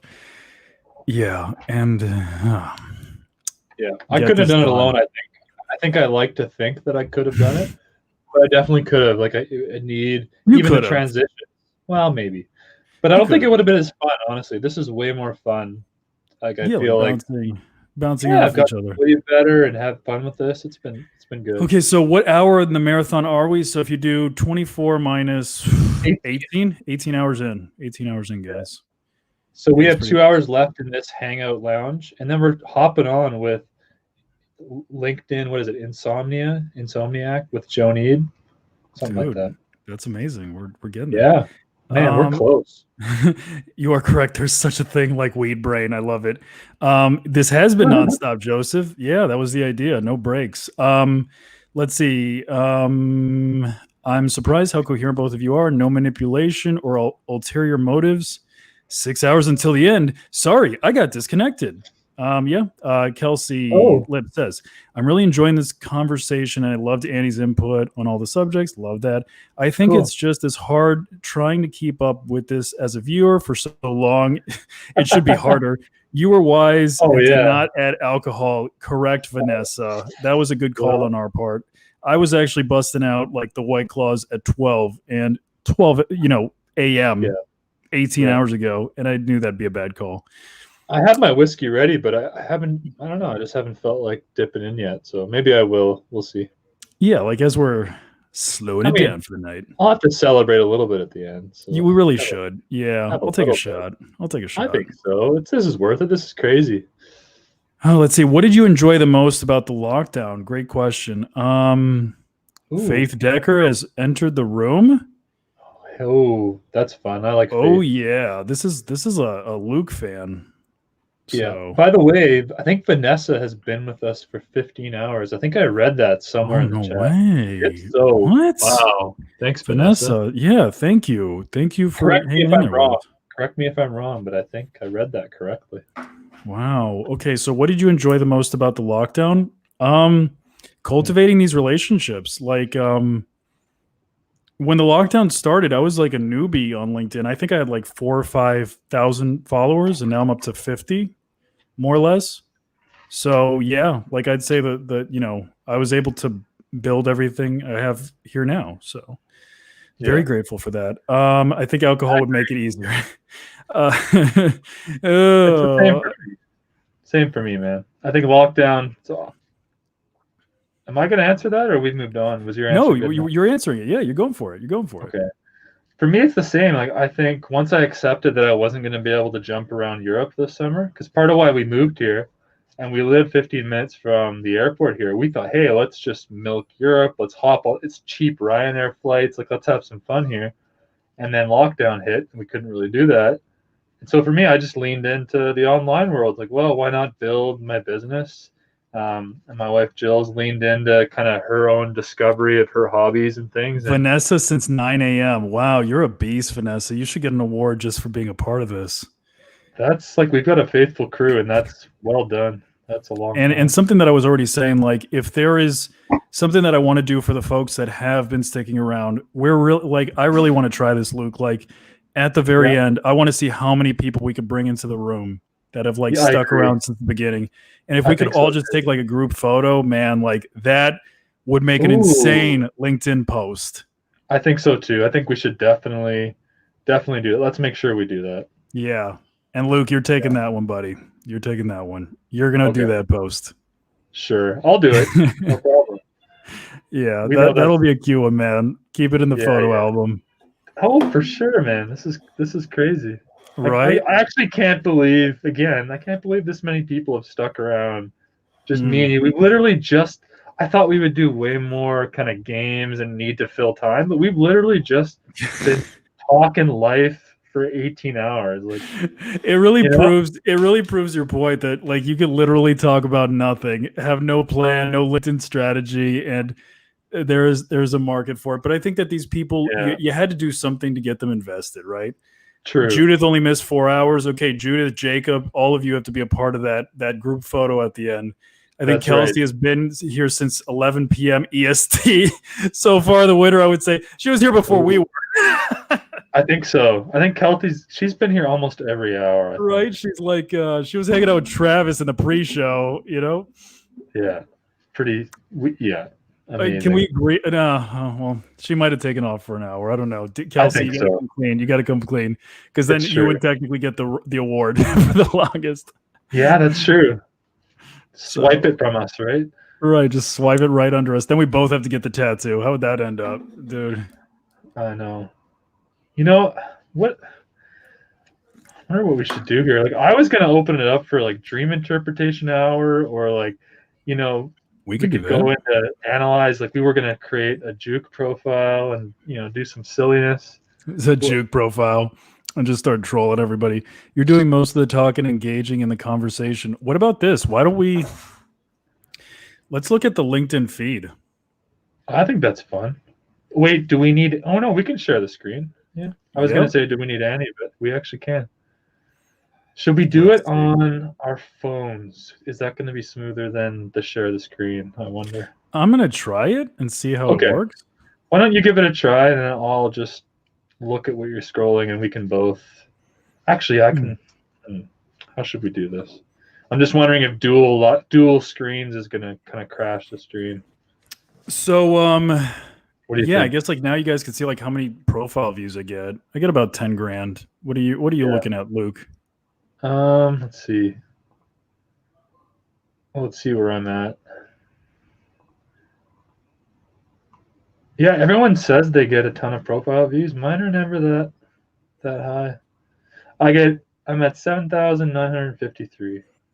That's pretty legit. That's pretty good. Is it? I never ask anyone if that's. Shay gets 120,000 every 90 days. It's insane. Yeah. I feel like Leah's is crazy too. Right, I'd imagine. Let's see. So we only have LinkedIn stories a few days now, and already some hot shots on here are shaming folk into thinking their stories and content is bland and nobody cares about it. So what? Ooh. Hilarious. Wait. Who shamed who? Did we bash it? Pauline Harley. I don't think we bashed it. Or is she just saying some people out there are bashing it? Yeah, like this is just newsfeed content. Yeah. Oh, okay. Because I'm very much for like, is Nat back in? He was. Can you see my screen? No, man. We can't. I don't know if anyone else can see it, but I can't see it. Oh, let me see. Okay. Guys, can you see Nat's screen? Or Nat's? Jeez. Sean's screen. Okay, so screen sharing is easiest with 2 monitors. Screen sharing works best on a good computer. Some screens let you share audio. Okay, so share screen. I'm going to go to Chrome tab, LinkedIn, share.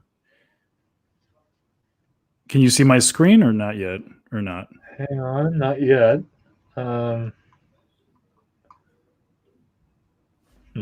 Should I try it? Yeah, give it a shot. Charlie says nope. Nope. Didn't work. James says nope. So let me try it, and then if I can't, I'll jump on my phone. Okay, so let's go. Share the screen. I would like to be a part of the next one. Are you sure, Michael Baker? You want to do a 24-hour LinkedIn Live? It sounded really cool until Friday night. 2,700 profile views in 90 days. I had nothing in April, May when I started. So then that's really good. That's really good, Vanessa. Can anyone see my screen? Nope. Okay. I don't know. Something's not working. It doesn't like us. Oh, boy. It's all good. We don't need that. Whatever. There we go. We got Leah back. Leah, do you want to hop on with us? Oh, can we do it without No, we need yeah. Well, maybe she could join in for the last 4. Yeah. Don't you feel like a part of it? Like, I don't know. Like, I feel like a part of me is like, should we like go back to Travis at some point just to kind of like give him an update, you know? I could ask him if he wants to let us rejoin again. Because he's probably doing a play-by-play right now, so he's watching us talk about him, and he's probably like shitting on us. Is he actually doing a restream of a stream? I'll ask him if he wants to. We're good. Good on audio. What do we have here? Travis says there's 2 hours that he can't. To Saturday night post. Let's see what Shay did. I'm definitely applying for live so I can host you next time. Yes. I love it. Vanessa, we can total 4 hours with you, Vanessa. Yep. Let's see. Next time we'll actually do it for like an actual good cause. Yeah. If we decide to. Guys, we were gonna pick something in the beginning of the effort here, but the more we talked about it, we realized we just wanted to do it. Go back for 24, 28 hours. Go back to Travis for 24, 40. That's funny. Go back to Travis for 24 to 48. Yeah. Solid plan. Will you be joining us, Jacob? Will you be joining us? Oh. No, we didn't pick a charity because we just want to do this for the heck of it. Have you been talking this whole time? Who, me? Like, because I can't see your mouth moving. Oh. Yeah, I talked a little bit. Okay. You know what? Yeah, no, I can hear you. No, it's okay. You can keep it on. It's just like at that moment, like because you had the mask on, I thought I was like just talking to myself over here. Oh, no, but you're fine. I can hear you now. Yeah, keep it on. If anyone is looking to partner with someone to do a live event, I'm open to it. I want to do a live event. I want to meet. Yeah, people. I mean, I'm game to do something again now that I'm comfy. Right. Yeah. You know, I think what would be more challenging for me is to have to prepare something meaningful. You know, and not meaningful, but prepare a presentation or something. I feel like that would really, be tough for me. You know, like I'm not good at that. He said some words and stuff. Like, I love that because there's no context. So I have no idea what Charlie means by that. You know, he said some words. Oh, maybe like when I couldn't hear him. I think that summarizes Luke. Some words and stuff. Yeah, I agree. that doesn't offend me. Yeah, he said some stuff. But then the thing is, you remember that it's me, so I win. You're right. I'm feeling that. How are you guys feeling? Like, why did it take until 6:10 p.m. the next day for somebody to just be like, how are you guys feeling? That's true. There's been a few, though. People have been. Have there? Dude, like, I'm starting to get brain dead. Yeah, I'm sure you've missed them. People have been asking. Okay, yeah. Anna, very sweet of you to ask. What did you say, Luke? Like, we're like a 7 out of 10 right now. Yeah, I'm like a 6-ish, solid 6. Ooh, you've dropped a little bit. Okay. Yeah, I dropped a little bit. Yeah, that's all the Red Bull crash. That's fair. Yeah, that's a lot of Red Bull so far. And to be fair, you've had a bit of a longer day than me. We started at midnight your time. We started at 5 a.m. for me. So. But what is it going to be by the time we're done? It's going to be 5 a.m. It's going to be 5 a.m. for me. So. Ooh. Yeah, So it's creeping on. Am I going to be able to fall asleep? You know, because the sun's getting up soon and Sunday's starting. So we'll see. We'll see, my friend. We'll see. Yeah. I'm thinking of you hanging there. Thank you, Anna. That's really. That's nice. You're always 10s in my book. That's so sweet. That is sweet. Wow. Yeah, we're trying to keep the energy at a 10. If you guys want to ask questions, that could help us keep us going. What's the most challenging question you guys have been given so far? Man, the one that crushed me the hardest was like that one, like if you could, like the one in this conversation, like if you could go back and like spend a day with anybody, that one like kind of hit a little close to home. Yeah, that one was tough. For me, it was Dr. Brian's question about what do you want to leave with this world, or where are you going? What's your point? I think that one's always a tough one for me. It used to make me feel super depressed to be vulnerable with you. I actually think those type, like I'll be completely straight. I feel like sometimes those types of questions are a little pretentious. I agree. I don't like answering them because like, I don't think any of us really know. Like the people that feel like they know the answer to that question, like throw COVID at them this year and you will realize that they have a completely different answer, So I feel like it's very difficult to define your life or your goal or your mission in a sentence or two. And it'll change. Top 3 favorite video. Go ahead. Sorry, Luke. Go ahead. No, let's just shift into this. I was going to go into that, but nah. Let's do this. Yeah. Okay, top 3 video games. I'll let you go. Of all time. Well, I'm just going to vote what I like because I don't know about all time. I love the Age of Empires for me. Cool. Age of Empires. I'm going to go Medal of Honor for the N64. Oh, nice. Yeah. And I'll also go. I will go. Mario Tennis for the N64. Mario Tennis. I loved Mario Tennis. Wow. I don't think they're the top 3 of all time. It's just the first 3 that popped in my head that make me smile. So I like that. Okay, so I'm gonna go with Pokemon Red version is number 1, like above and beyond all. Ooh.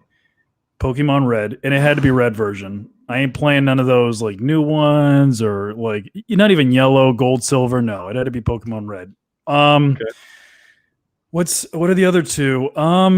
Crash Team Racing was a lot of fun. That's a good one. Yeah, and then like last one I'd have to say is Tony Hawk's Pro Skater 2. Oh, yeah. Just for that soundtrack. It was amazing soundtrack.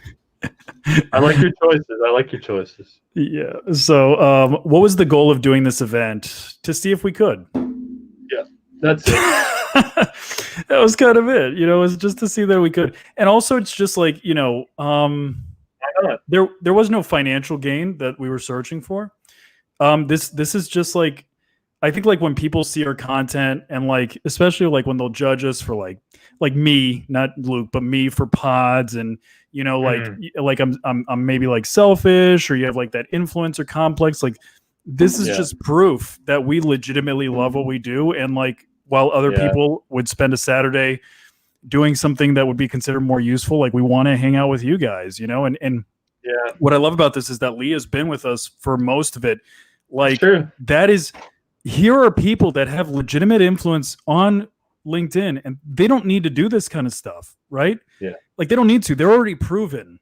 They post and it's going to perform well, but they still want to learn and be a part of the community and contribute. Like really pay attention to the people that you've seen throughout the day because it says a lot about their passion and their interest in the bigger picture, their purpose, not just how can I make money doing this shit, I like that. That was like preacher moment there for a little bit. Preacher moment, like yeah, dude, I should have like gone. I wanted to get up and give a hallelujah. Like what is your mission? My mission? Can I just say I hate that question. Oh, we love you, Anna. Maybe that. I do love Anna. She's been in the comments too. I think most of the day. Yeah. And I know the point because we thought about this again, going back to like, should we raise money for charity or do this kind of thing? And I think instead of that, like John said, we just kind of wanted to do it for the heck of doing it, just to create the memories and get to know each other better, get to know the host better, and kind of just connect with the community more. Like that's what I've been trying to do, is just actually jump on calls with people, show my face, get to know people. And so I feel like that was enough for me. Like I didn't need hey, let's do this big grand mission and raise a bunch of money or make this kind of mission statement. I guess it was more just kind of random and casual. So it was random and casual. Like there wasn't like Luke put a ton of work into it on the planning side and promoting side. But yeah, other than that, there wasn't a lot more that went into it. What impact are you looking to make in doing this event? None. Maybe like, okay, we are like obviously trying to make an impact. Maybe just like rechanging the framework of like what it means to like be a high performer on LinkedIn and like, but not have like that ugly ego side that comes with it, or like putting yourself on a pedestal, that kind of stuff. Like, yeah, like we're normal people that go through experiences like everybody else, and we just wanted to hang out and talk. Is anyone finding this all annoyingly compelling? I'm finding it annoyingly compelling that you're not in the room with us, Leah. You should be having these conversations with us. That's my only annoyance. I agree. Favorite uplifting movies? Where are you going with this, Luke? What are you thinking? Favorite uplifting movies? Okay, favorite. I'm gonna take a moment to stroke my beard and think about this. I could shoot one quick. Okay, you go for it. I'm going to think about this one. Pixar WALL-E and Pixar Up. Like both of those. Man, like one is like about an old guy that kind of has to kind of like reinvent his life. Very old age and kind of like see the adventure in his existence again. Dude, like those first 5 minutes, like I am like bawling like a baby. Really? Okay. Yeah. Oh my God. I can't like sit that. through it, man. I can't sit through it. Like the love story between like the wife and, you know, like, oh my God, like that's, yeah, like Pixar knows how to do it, man. Yeah. And then, the other one being, Wall-E. Yeah, like Wall-E, just like the story of like the little robot that's lonely, and you know, he kind of like like it was hero's journey, right? Like he's doing his thing, kind of like a Luke Skywalker. He's just out there in the field by himself. He realizes that he's being called to do something bigger than himself. So then he has to go on that journey, go through all these challenges, and then he becomes the kind of the hero of the story, you know, despite the sacrifice involved. And then there's like that redemption, and then like the conclusion, it's kind of like it puts him where he was, but you know, in a better world with friends. So yeah, it feels very cathartic. I like your answers. I feel like I'm struggling with this one. I think that for movies, like I really love like the Inception style movies that just kind of blow your mind in a more thinker style, like the Butterfly Effect. I love that back in the day. And I kind of like the more crass style. So like uplifting isn't necessarily my jam for movies. I'll go with like something that, you know, this is weirdly uplifting to me and kind of lame. Like I actually like the Notebook. What? Yeah, I'm gonna own it. I didn't see that coming. Yeah, I know. I bet no one did. But the reason being, like, I just love the principle in that movie of just like sticking with the person that you love, and it's really cheesy. But to me, it's uplifting, even though it's sad, because of that beauty of the principle of sticking with someone through thick and thin. And I feel like that's something that, like, that kind of character and old school values isn't necessarily common. At least it doesn't seem as common nowadays. Like people leave people for someone new and shiny, and you know, if it's difficult, we just cut loose and we can do whatever we want. And I feel like that, like, old school value to me is just, yeah, it gets me a little bit like, oh wow, that's special that, you know, that happened there. So right. Yeah, I like that. Yeah, like bit that of a weird answer. No, but it's a great one. It's a great one. It does like make you reflect on like those older values, you know? Yeah. I like that. It's out of pure creativity. A crazy idea popped up, and you were like, "Why not?" Yeah, That's it. That's the best, man. That's the best stuff in life. That's every Luke post. Every Luke post is a reflection of this experience we're having right now. Yeah, I'll take the mask off for that. That's right. But the cool thing is that he talked me into it, and I'm just like the polar opposite. I like, you would think that I would want to plan these things through, but it also speaks to my flexibility and wanting to learn. Totally.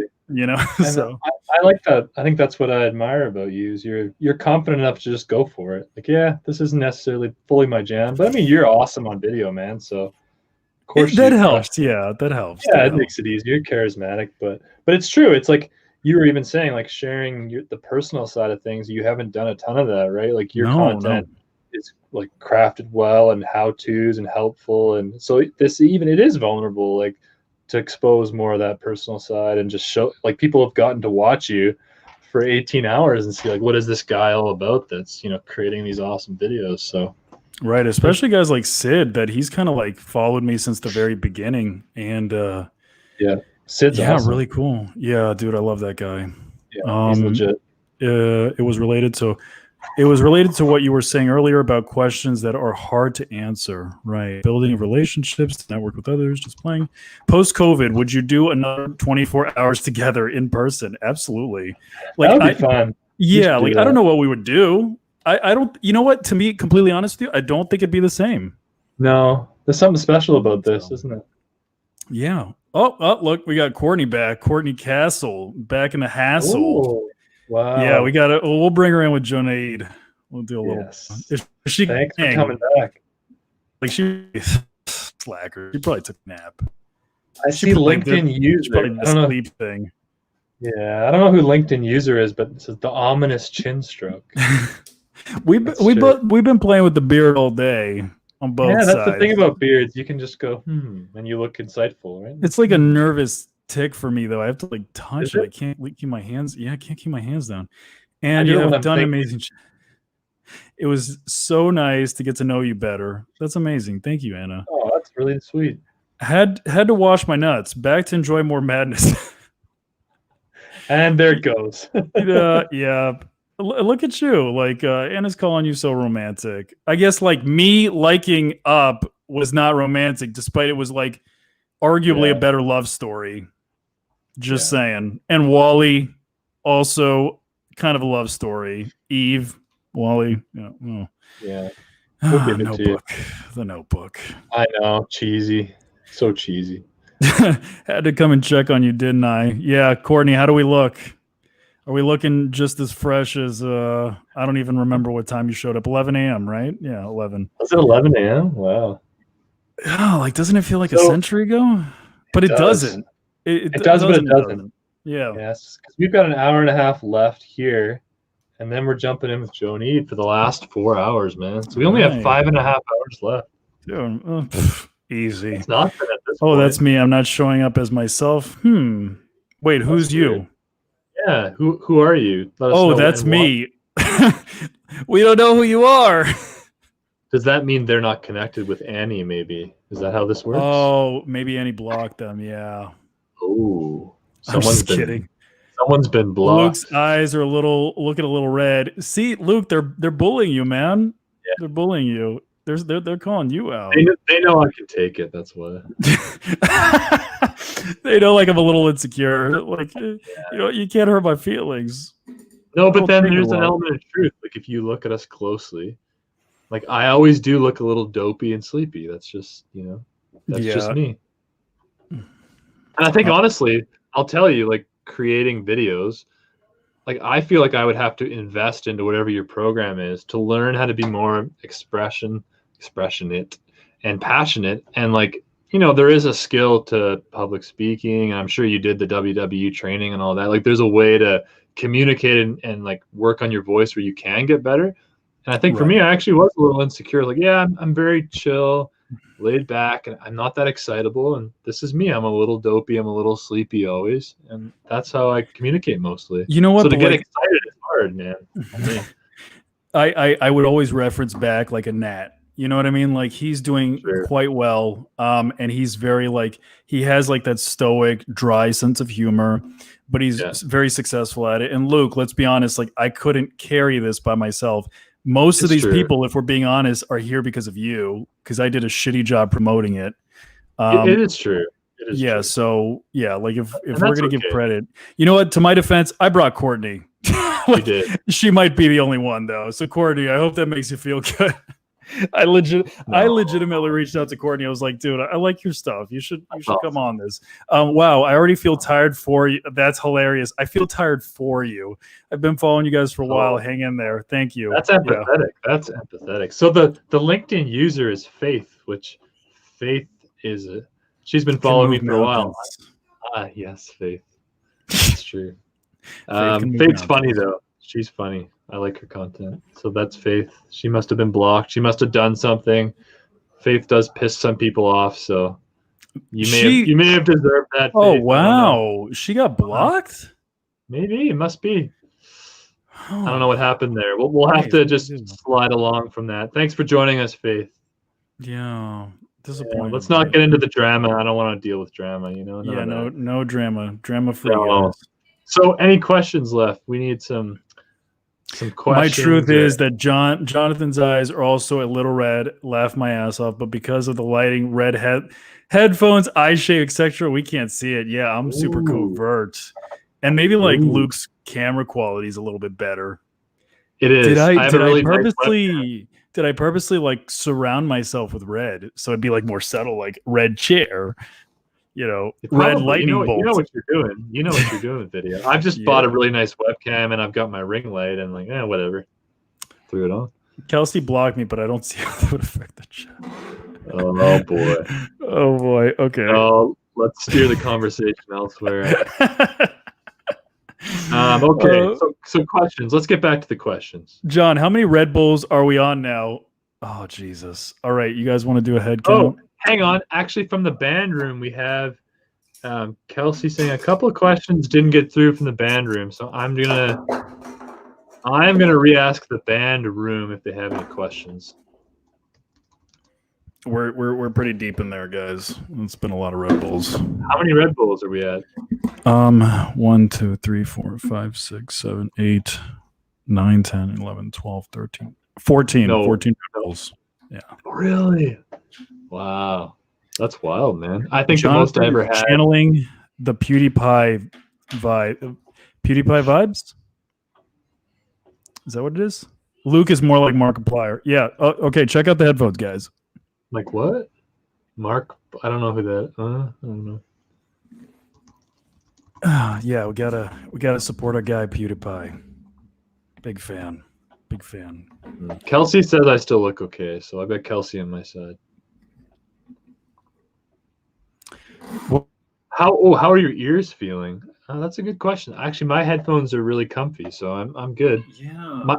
Our eyes are both a little tired. When was the last time you did something that was way out of your comfort zone, but you ended up growing a lot from it? This. Yeah, this. Like this. I've been one LinkedIn Live before this 24 hours, so I didn't know how. Neither of us knew how this was going to go. We didn't know if one person was going to show up or what. We didn't really know. Right. So, which could have been embarrassing. Oh dear. Right? We could have just. Yeah. Oh dear. All right. Now watch how the conversation changes all to my Red Bull addiction. Yeah. And our friend here, Luke, had 1 cup of tea and 2 cups of coffee. Yes, that's it. Just getting by. I think I might need one more. I haven't even tapped into my whiskey yet. Maybe I need to open that up. Maybe just make some of the coffee with the whiskey, up or downer. And Anna, we got to call an ambulance on standby from Faith. Yeah. My ticker's hanging in there, so yeah, we're good. We're good for now. There's always a point, right? Like for anybody that, I'm sure a bunch of you, same boat, but for anybody that also has drank 14 Red Bulls, you start to see white and like the stars, and then it's like that you've drank too many. Right. I haven't gotten there yet. Yeah, good reminder. Thanks, Jacob. You know what? So are we going to do the proper way to eat a banana tutorial, or we're going to save off on that? Do you have a banana? Because I have one. Are we going to? I was hoping that you would do the demonstration. You have to instruct me how you do it, and then I'll show you how I do it. So wait up a second. Let me fix my.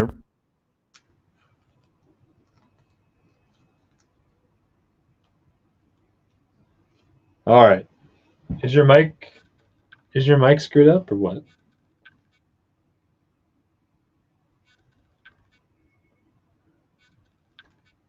Wait, you've been muted. What's happening here? Oh, I see. So Jonathan's doing something with his mic. Well, thanks everyone for hanging out today. This is. Oh no, we're good. Okay, yeah, we're good. I was just thanking everyone again for hanging out, but let's move on to the banana. So, here's the banana. Here's the banana. That's really bright, hey. Let's see if I can adjust my. Ooh. Always at the wrong times. Can you hear me now? Yeah, I can hear you. Well, that's the best I can do. It's really bright, but. Okay, so what do? Do you just like munch at it like this? Yeah, like you eat it. Yeah, like a corn on the cob. Sideways. Do you go with the like which side? This side, like this, so it's kind of like a mustache? You could do that, yeah. Or do you go like this? You work your way around, and then you break off what's left over. Yeah, or it's like string cheese. You just kind of like rip at it. You don't. Yeah. Oh, interesting. You just never eat.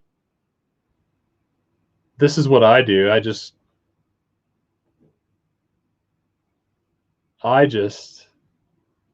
break it in half like this, and then I'm finally good with the audio. Okay, there we go. Bananas. So I just break it in half. I eat it, and I won't eat the ends because to me the ends are mushy and kind of, I don't know, they're gross to me. So I'll eat up right until the end, and then I just throw it out because I don't have any issue with not finishing my food. In fact, most of the time I don't finish the last bite. I think it's a psychological issue that I have. Probably a rebellion. What do you mean you don't eat the last bite of food? The last bite is the best bite, arguably only followed by the first. It doesn't matter how big or how small the portion is. I swear to you, I feel full when there's one bite left. I don't know what that is. You feel full? Yeah, like I don't want to have the last bite. I'm full. It doesn't matter how much food I take. I can get right up until the last bite, and I don't want to finish it. There's something in me that gets full. Do you approach the last bite and you already know you're not going to make it? Yep.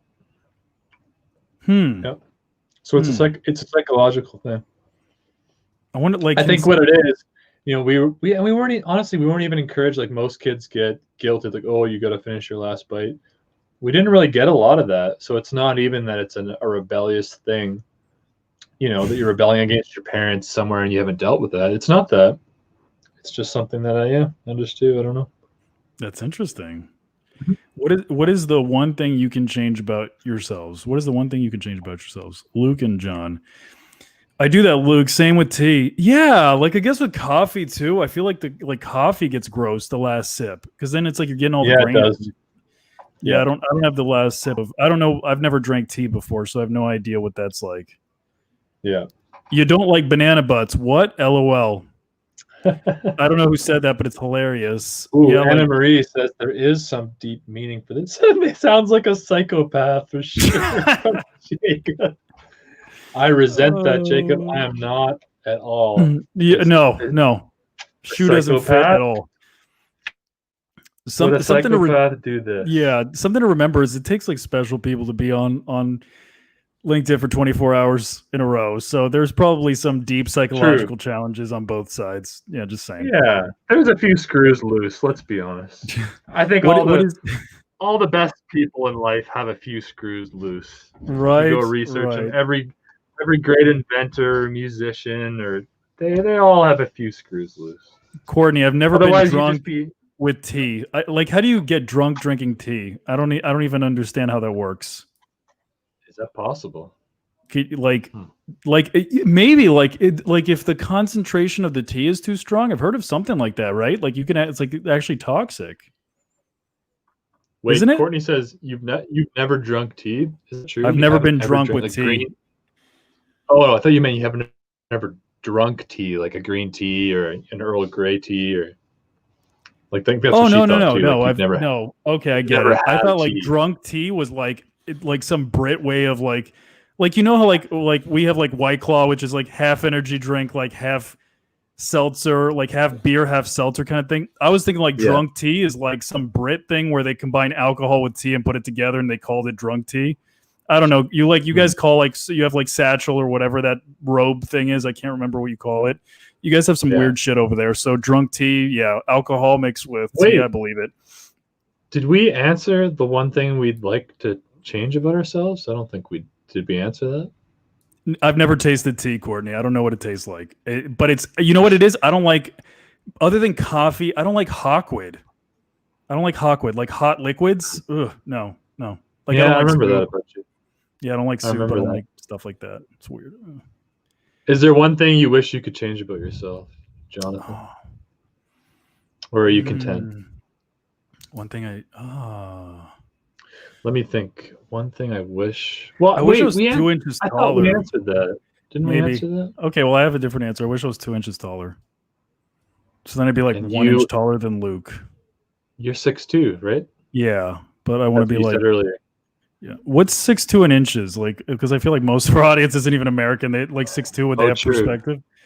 That's 174 inches. I don't want to do the math. Let's see. 6'2". No, it's 72. What is yours? 74 inches is 6'2", isn't it? 6. Yeah, it's 74, and I'm 75. 2 But I don't think that's how they measure it. They do like meters here. Yeah, 74 inches. Is it meters? So how do you guys measure your height? How do you guys measure 74 inches to meters. I think it's meters. 1.87 meters. Does that resonate with any of you Brits? I don't know. Doesn't mean anything to me. It doesn't mean anything to me either. Yeah. 78. So you wish you would be a little bit taller. What would I Okay, something superficial like that. I wish my beard connected. Courtney, Really can I go over there? Like, what the fuck is a biscuit? Like, to me, a biscuit is like what you eat with fried chicken. It's like it. Like, I know that for you guys, it's like some cookie shit. For us, it's like a bread thing. It's Okay. like so confusing, man. Like learning how to shop over here as like North American. Very confusing. Like everything is so different. Yeah. It's cookies. It's cookies, not biscuits. And also meters was cookies, correct right? apparently. Meters was correct. Meters. Okay, Giants. Yeah. Okay, Giants. And I also love the way that was said. You need to dunk your biscuits in. That's I love how the Brits talk like that. Biscuit is cookie. Like, guys, take a vote inside the comment section. What sounds better, biscuit or cookie? Yeah. Like or biscuits with sausage and gravy. Like, that is a biscuit. Yeah. Like, I want Brits in the room. I want you to search biscuits with sausage and gravy. That's like a real biscuit. Yeah. I wish it was a little bit taller. I wish it was a baller. Boom. I caught it at the same time as the comment. Badass. Yeah. Well done. I knew that was coming. What's your favorite cheese? Romantic comedies. Yeah, that's my favorite cheese. Oh, I like where you went with that. I was thinking cheese, but what's your favorite cheesy endeavor? Cheesy endeavor. Yeah, like something cheesy that you do with your wife, like just something that it's like almost like borderline embarrassing. You wouldn't tell your friends. Well, how do you pronounce that? Bissy? Biccy? Bikey? Where? Bicky. Biscuit is best, also known as Bicky.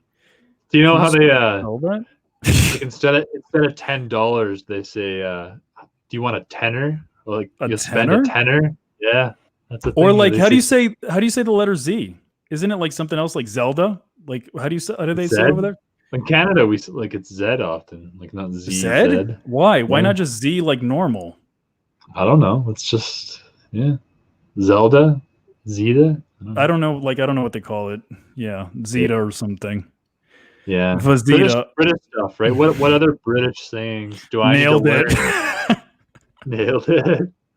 I'm a Canadian over here in the UK. I'm trying to learn this lingo. What do I need to know? What should I learn? Gouda Smackdown. Gouda's gross. It's just like I don't like it either. Droop. It's just droopy and. I like American cheese, but that shouldn't surprise anybody. Like the nice artificial kind. Those photo shoots don't lie. What photo shoots are they referring to? Are we glitching? Okay, good. I thought we were X, Y, and Zelda. What's so funny? I thought we were about to ruin our stream there. Oh no. Okay, I'm gonna read some stuff from the band chat because they're feeling a little left out. So Travis says JP's health is becoming a concern. LOL. Then we have Enrique. Enrique says, "Ooh, do you get along with your family and your in-laws?" Oh wow, that is a tough. Can I say something? I have always been like in-laws' worst nightmare. They have always hated me with a passion, really? And I'm sure I did something. I don't know what it was, but yeah. Like I just they don't trust me when they meet me, and then I guess I just don't make it better. Yeah, I like that you're honest with it. I feel like you'd be a sweetheart. Like they probably love you. They accepted you as a son, right? Like I get that vibe from you. So my in-laws like me. Yeah, I know they do. My in-laws like me. I have many issues with my own family, unfortunately. Wow. And it's the one area I'm unwilling to get into on live. I will pretty much talk about anything else, but at this point, I'm not willing to go there. But I do struggle. Okay. I do struggle with my own family, other than Jesse, who's been in here. So thanks, Jesse. That's okay. Yeah, man. Yeah, like a big part of it is like when I started making the video content and stuff, like my dad got really upset because he was just like, he felt like I was making it all about myself and couldn't kind of see the the long game that the better I get at social Oh. media, the better I can promote the business. And it was a tough conflict because, like I was always under the impression that he wanted to retire at some point soon. Here we go. There we go, kids. We're starting to get busy now. I was always under the impression that like your parents want to retire, so they're going to start uplifting you and kind of putting you into some of these positions, polishing you so that they can start taking, the step away. But he wasn't ready to let that go. And as soon as I started having success with LinkedIn, he got very turned off about that. Interesting. That the content was was perceived more about me than the company. So right. Yeah, and that's just maybe old school thinking versus understanding the way things work now, right? Because personal branding drives everything, right? So now you can see all the relationships that I've built, and I've been able to translate that into leads for him, and speaking at virtual conferences and all that kind of stuff, and it makes sense now. But again, it kind of goes back to an earlier conversation that we had where it's like, we trust our parents to make the best decisions for us, and like as we get older, we anticipate or hope that in return our parents trust us the same way we trusted them. And that doesn't always translate because they still see us as the little kids that are going to make stupid decisions. So, yeah, it's true. Yeah, that's a deep topic, man. I feel that one deeply, but I can't. I'm unwilling to go there. I'll be honest. You know what? But I like that you have like limits. Like I feel like it's probably the first time you've experienced that with me. I pretty much shared everything else, but yeah, it's right. I guess it's tough when you have these tough situations, and like we're saying, like where do you find the line between sharing like a ton of stuff, right, and being personable, talking about your life and business, and trying to navigate like how much do you share, what do you share? And I think certain things shouldn't be aired. It's just dirty laundry, right? It's like, well, we don't need that. That's not bringing value at this point. And at least for me, that's how I feel with certain things. So. Right. And again, it kind of goes back to like I've been able to create distance between me and the event, right? So I can look at it and express myself without feeling anything towards it. I don't feel emotions towards it. So that's good. I think that it helps a lot. You're still in the middle of it, man. So today was full of health concerns. Luke is waving a knife. Jonathan is drinking 14 Red Bulls. I wouldn't cap it off yet. We still have 4 more hours. I'll probably go through another couple. Yeah, and I'm going to be drinking a little more whiskey, so I might slip up here. Yeah. Well, you know what? This is where it's okay if. Oh, I lost you for a second there. Oh, you're back. You're back. Your mic cut for a sec. I'm gonna see and make sure. No, that's the same. We got an hour and 15 left on this. I'm just gonna see if Joneed's lurking yet, or if Travis will be ready in case he doesn't show up. Man, I've never organized a call. I'm sure Joneed will be ready, but I want to make sure we don't fail at the end here. So I'm just gonna message Travis and see if he's willing to be on standby. Did I lose you? Are you still there? No, I'm here. Yeah. Okay. I was looking at my phone like when you get that dreaded. Let's see if you guys can see it. Wait. The dreaded. Can you guys see it? It's not clear. The 99 plus. It's like I'm never gonna go through all these. Yeah, I've had 99 plus for a few days, and I'm unwilling to click at this point. And that happens a lot to me. Like I'll wake up to it and it's kind of like, I've got work to do. And I know if I click it, then I feel like I need to catch up on everything. Right. Not happening. No. What's this about whiskey? Just went and grabbed a beer. That's right, Charlie. See, the thing about beer, for me, I used to love beer, but I've pretty much completely stopped because it gives me stomach aches. And then I think I don't know. It's got too much sugar in it, and I just don't feel that great when I have beer now. So whiskey for me, like I can drink a little bit, and it gets me feeling good, and I don't feel sick in the morning, and my stomach doesn't bother me. I don't have any digestive issues from whiskey. Pretty much every other booze that I drink causes me like digestive problems. So yeah, Dude, whiskey it is. Yep. Your stream has been things we don't need. LOL, all the dirty laundry. Haha. Yeah, just leaving it all out there. My fear is my fear is the people that are going to watch like the reruns. Do you think people actually see? It's the thing I never thought about, never considered. Will people actually watch reruns? Like that seems no way. Will somebody actually? But maybe they will. I don't know. Maybe you'll be a superstar in a few years, and they'll find pieces of this content to ruin your career. You never know. Right, just like ruin me. I don't think I said anything to like incriminating. I don't think so. I'm trying to think. Like, there's nothing that I've said or you've said that's really all that bad. We're just. I trashed a bunch of people. Yeah. Yeah, but not even in that. I don't know. I don't think it was not like nasty. Bad. Yeah, no, nasty. It wasn't. It wasn't from a mean spirit. I don't think it was just kind of. These are my. I don't think. I mean, I feel like I can detect when someone's got like some actual venom behind their words, and I didn't sense that. You know what I mean? You were just shooting the breeze. Just like just trying to like stimulate some conversation. Exactly. I wanted to get under like Joel Agley's nerves a little bit because he's reactive.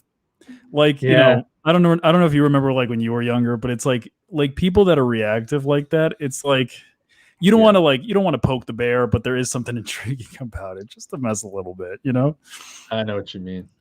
So I want to know, did it actually bother you that I took your video, cut it up, and reposted it, or were you joking? That's so funny. Not at all.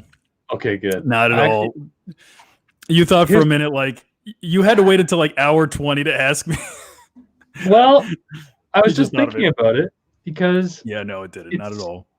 I figured it didn't, but it's always good to make sure. Like, you never know. Maybe and I appreciate it. No, I thought it was super funny. If you turned it into a habit where you're doing it like every single time, then I'd probably get pissed.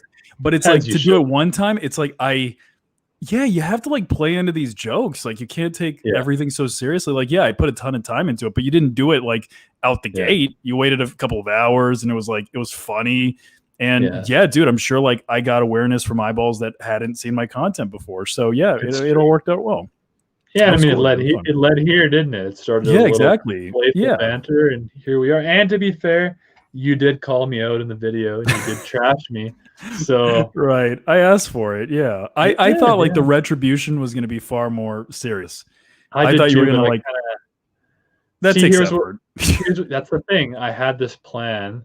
What I was going to do is I was going to cut up some of your content and make kind of like a spoof video of you. That's hilarious. Like, making you say like really stupid things but that's a lot of work, right? That's a ton of work. Like just thinking about it. Yeah. And doing it well. Find all the frames. Yeah. Because I'd want to do it well. So it's funny. And I just wasn't willing to put in the effort. But that was my intention. And then I thought, well, actually the post that I did surprised me that actually it got any views, Dude, I couldn't believe like it got 5,000 plus views, like a repost. Yeah. I know. That's Which awesome. is funny. Like my videos are terrible, and I've actually gotten, I think, like 4,000 views, 5,000 views, 3,000. Dude, that's crazy. They're not good videos. So I thought, well, maybe I need to do this boot camp. Right. Just become you don't need video to do the boot camp. Yeah, you don't need to do the boot camp. I think like you have a lot of it within, and just like. If you watch enough of my content, like how like I'm sure at this point, 24 hours later, you kind of know how my brain works. Like there's no rocket science to it. No. I love that video and Luke's reaction. That's when I said these guys are awesome. Oh, that's cool. That's good to know. Thanks, Anna. You guys could put this out as a podcast. Like Luke, like while we got like a little bit of an audience, I was thinking like, couldn't we do like a podcast? A YouTube channel? The reason why I wouldn't do podcasts is because it's overdone. I agree. I think we could do a YouTube channel. That would be fun. Yeah. And I would do it. Yeah. If you're up for it, I would do it. I would definitely do it. We could try it once a week. And I'd love to do that. From there. Yeah. It would be fun. Yeah. I mean, it has been like you were saying, thinking about who would I do this with, right? And we don't even know each other that well. Like we talk right. We talk once for 15 minutes. Yeah, like that's it. But you kind of get the sense when, like, at least I do when I'm engaging with certain people, like, oh, like I vibe with this person. Like, right. I would definitely, and I definitely got that from your content. I'm like, oh yeah, this he's funny. He's my style. I feel like we get along. But I didn't really know, right? 24 hours is a lot. Maybe we wouldn't gel like you start saying some weird shit, like, like you're an actual wizard. Yeah. which maybe I am. We haven't gone there. Jury's out. Jury's out. We did dip a little bit into religion, and we didn't fully come clean. So maybe I've been practicing sorcery this whole time. I wouldn't doubt it. Yes, YouTube, that would be great. Well, you do have good faces, so better than a podcast. Thank you, Anna. Oh, wow, man. Thank you, Anna Maria. You guys could put this out as a podcast. I love that video. Okay, so only reason why YouTube is more appealing to me because I feel like the whole podcast thing, it's a little overdone right now. I feel like so many people have a podcast. Yeah, it's just too mainstream. I'm with that, and I think the thing about YouTube is if you can be consistent and build, like, you can build a subscriber base, and it's a little more. I don't know. I understand YouTube. I don't really. For me to get into podcasts, like, I'm not familiar with the podcast world. Like who did we hop on with? Adam Posner, right? Right. Yeah, like somebody that really knows podcasts and how all that works. I have no idea how all that stuff works. I do know YouTube. Like I understand how the platform works and everything. And my wife actually has 28,000 subscribers or something. Wow, that's good on YouTube. Yeah, do-it-yourself channel and that kind of stuff. So, and she hasn't even put out a ton of videos, just a few. But anyway, I kind of understand YouTube. But yeah, I think podcasts, I don't know that world, and I wouldn't really want to learn it. So right. So Jonaid said that he's ready when we're ready. Oh, well, we were gonna hop on with him at 1, right? Yeah.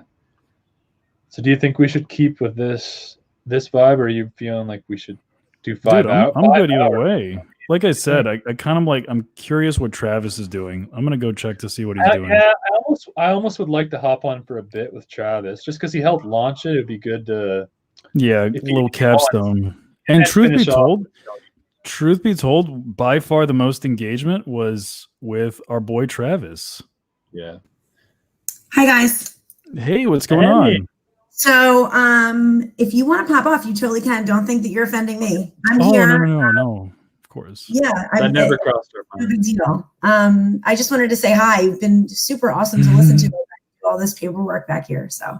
Oh, thank you. Sure. This has been a lifesaver. Thank you so much for. Oh my gosh! Anytime.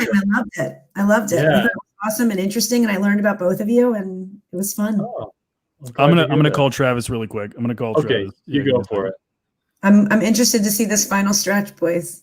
Yeah, you can totally do it, and you should totally make a podcast, just the two of you. Thank you. Yeah, I think it would be fun. It's fun. It's fun, and it gets more fun as you do it because it becomes more like really commonplace, where you're just like, this is cool. We're just hanging out, Whereas like today for 24 hours was a little bit. It's kind of more fun to do it for like an hour. Yeah. An hour is going to feel like wow. Like nothing, right? Yeah, for sure. So how long have you been doing? I can't remember. I'm pretty sure you told me this, but forgive me, my memory's slipping. How long have you been doing these kind of LinkedIn lives and stuff, Annie? I've only been on for like a couple months. Oh, a couple months. Because I feel like you come across like really smooth and like you have this all together. Like at least when I listen to you, like I sense a lot of confidence when you do this. So. Isn't that like a nice thing I have going on there? Yeah, I'm serious though. For a long time. It's just, when you start with lives, you just get into it because you don't have a choice, you just get into it and you either do it or you don't. So I just go with it. That's awesome. So yeah, it's super fun. I mean, I love the vulnerability piece and the authentic piece that comes along with live. It's my favorite part, like things happening, my kids bouncing off the walls and, all that fun stuff. So, but listen, I'm going to finish doing what I'm doing over here because I'm wrapping up this car deal, but you guys do whatever you do. And it has been so fun to watch your faces and hear what you have to say. Say bye to Luke's bitch for me. She's busy. I will. Will do. Thanks again, Annie. Anytime. I think we're gonna hang out for a bit until we figure out. Sorry. Okay.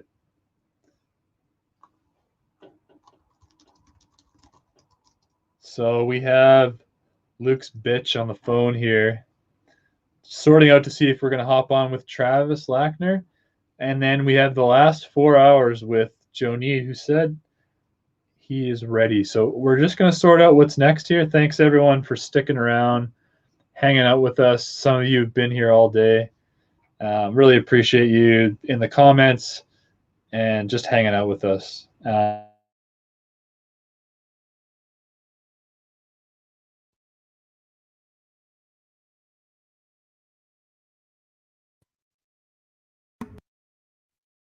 I'm going to cut out. All right. Okay. So good. I thought we were going to cut out there. Yeah. What's the so word? Travis is going to like freshen up because he wants to kind of like do a thing towards the end. Yeah. So, I mean, I even said like, man, like if Jonah Eads got us for 4 hours. Yeah. Maybe Travis could just come into Jonah Eads, right? Ooh, that would be fun. Why not? Yeah. Maybe that just Jonah Eads. Yeah, we could do that because we're here hanging out. There's no reason we need to jump. Right. I'll just ask Joe Need when he was thinking of going live, but I was, man, more than, because he can only do 4 hours. That's the thing, right? So we don't want to jump on too soon and risk choking at the end. So I don't want to jump over there before that final stretch. If, you know. Right. I'm with you. All right, we can stick it out. So Gabriel asked again how we're both feeling. I think we're still in the same place. Maybe I'm a 6.8 now. I think I've dropped a 0.2. That's pretty good. Yeah, I'm just going to have a little bit of whiskey to make up for that. Solid choice. Okay, so what do we got? We got LinkedIn user.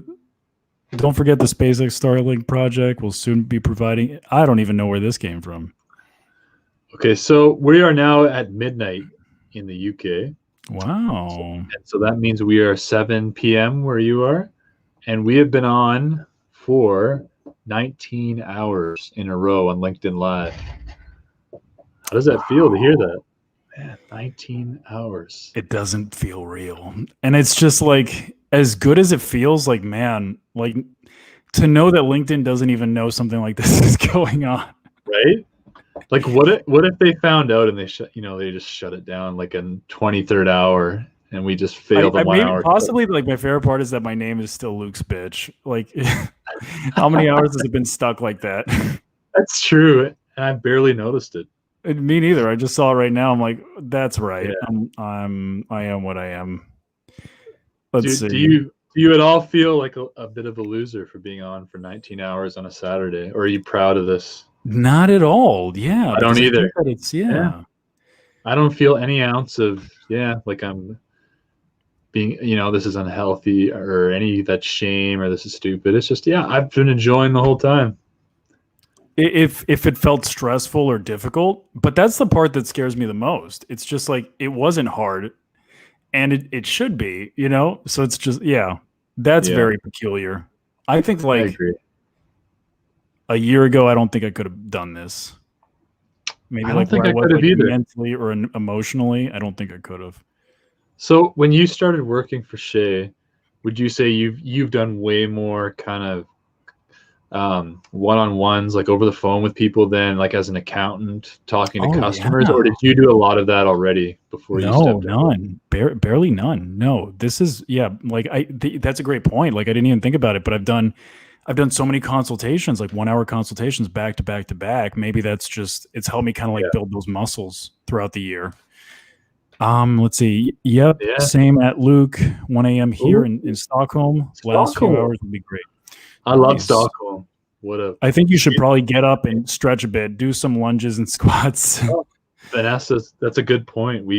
I have not been active at all. I have been bouncing around in the chair a little bit, but it wasn't hard because you guys are awesome. Thank you, LinkedIn user. That's Faith, I think. Thanks, Faith. Oh, Faith. Okay, Vanessa, good idea. I mean, we could stand up. I could stand up. Yeah, I could. I mean, I feel good where I'm at, to be honest with you. You know what? Like, what's wild for me is like, it was dark, and the sun came up, and it was up for a little while. So I turned off all like my extra lights, and then I started turning them back on. Now I'm about to turn on the main ones, and it's like I really didn't see the lights today. Right. Like we're gonna start sounding super fucking stupid. I know that sounded a I little like didn't see the lights today. we're having a I didn't see stoner the sun conversation today. now, aren't we? This is Yeah. like, I was just gonna say I didn't even notice when the light turned to dark outside my window, and it's right there, and I've been staring at it all day. So Okay, another question. What event led you to believe you could make a living through LinkedIn? What event led you to believe that you could make? You know what? Shay believed in me. ooh, Like, I think that was like, I never talk about this, but she was the first individual in my entire life that really took a chance on me, like in a way that nobody else has before. I interesting. didn't have a background in social media at all, right? None. Yeah. And she basically said, "No, like, come work for me. We'll learn together. We'll figure it out." And she gave me a chance, and that's why I'm here now. I think that's pretty neat. I think one thing I liked about you, I remember one of our earliest interactions in the comments. I remember you seeing, it was a conversation about mentors, I believe.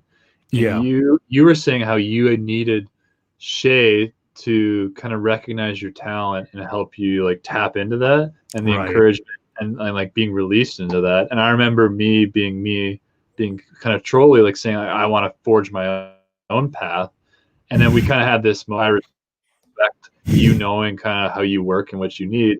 And then I know like who I am and what I need. And not that I don't value insight, because I really do. Like, friends in my life, like I want them to speak truth and I take it, but I've never really needed that kind of mentory role. It's just not my style. I go figure it out myself.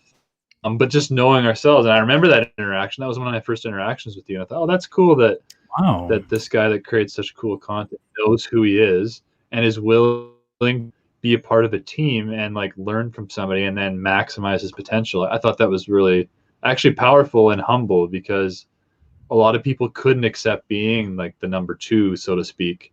Yes.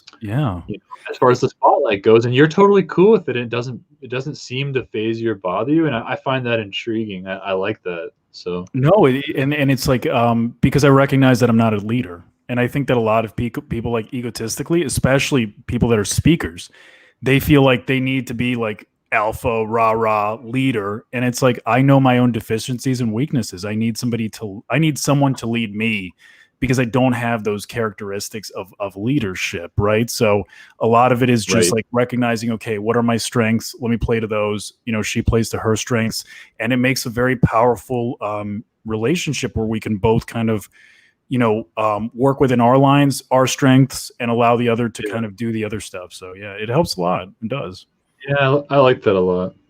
I appreciate it. Respect that. And it sounds like she's really created a place for you to like flourish and blow up. Yeah. And so I think there's something in that. And I like what you're saying about leadership, because I think, and I'd be interested to know, like, what do you think like leadership qualities are? Because leadership gets thrown around so much as a buzzword, right? And I think that I would actually not consider myself a leader either. And I don't know if that's just, again, like my own view of myself that's limiting, and maybe it is, but I think that I naturally go like, oh, there's these other people that are so good at training people and encouraging them and lifting them up and all that. And I'm just more like, I'm off here like doing my own thing, and like I like to encourage people, but like take someone under my wing, like I don't know how I feel about that. Yeah. So I think there's levels of leadership and inspiration, right? But well, it's interesting because like literally my job is to train other people, right? Yeah. So it's just like, even like the training element, I don't think necessarily personifies a leader. I just think like maybe like you're just good at explaining things, right? To people that don't necessarily understand. Yeah, it's hard to explain a leader. I think that they're just like action takers. They step out without fear, and I feel like people like Shay represent things. I don't even want to just like say it because it's like my boss, but it's just like, no, it's like, she doesn't really talk about LinkedIn a lot, like that's a reality, where it's mostly what I do, but the way that she just shows up and, kind of like steps out without fear. like very intriguing. And I think that a lot of people resonate with that because we want to have that internal strength, despite the fact that she's very vulnerable and has gone through these traumatic experiences. It's like it still comes out of it, stays level headed, where I break.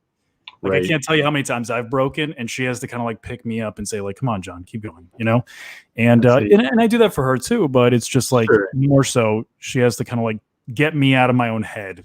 And I think, that's important. So question, how did you meet Shay? I saw her content on LinkedIn, but I realized, like many of you, like she's probably getting way too many direct messages. There's no way she's going to respond to mine. So I saw that on Instagram, I actually had a bigger following than she did. So then, you know, like if you knock on the door and it's locked, go break a window. I went on Instagram. I sent her a message over there. You know, luckily she still responded to it. She was close by. Usually, like, you know, she won't do one-on-one consultations, but she saw that I was trying. So then, like she met me in person. We spoke a couple of times. I started doing it. I started finding success with it. And then that led to her offering me a job. So that's the story. That's cool. How about this one for you, Luke? You're disappearing from the world next week. What do you want to be remembered for?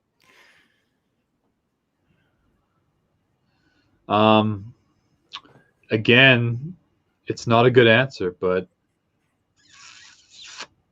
I don't care because I'm disappeared from the world. So that question, like people ask me, they've asked me that, like if you, at the end of your life, you see a tombstone, right? Like, what do you want to be on that? Like, you know, Luke Matthews did this. Like, what's your legacy?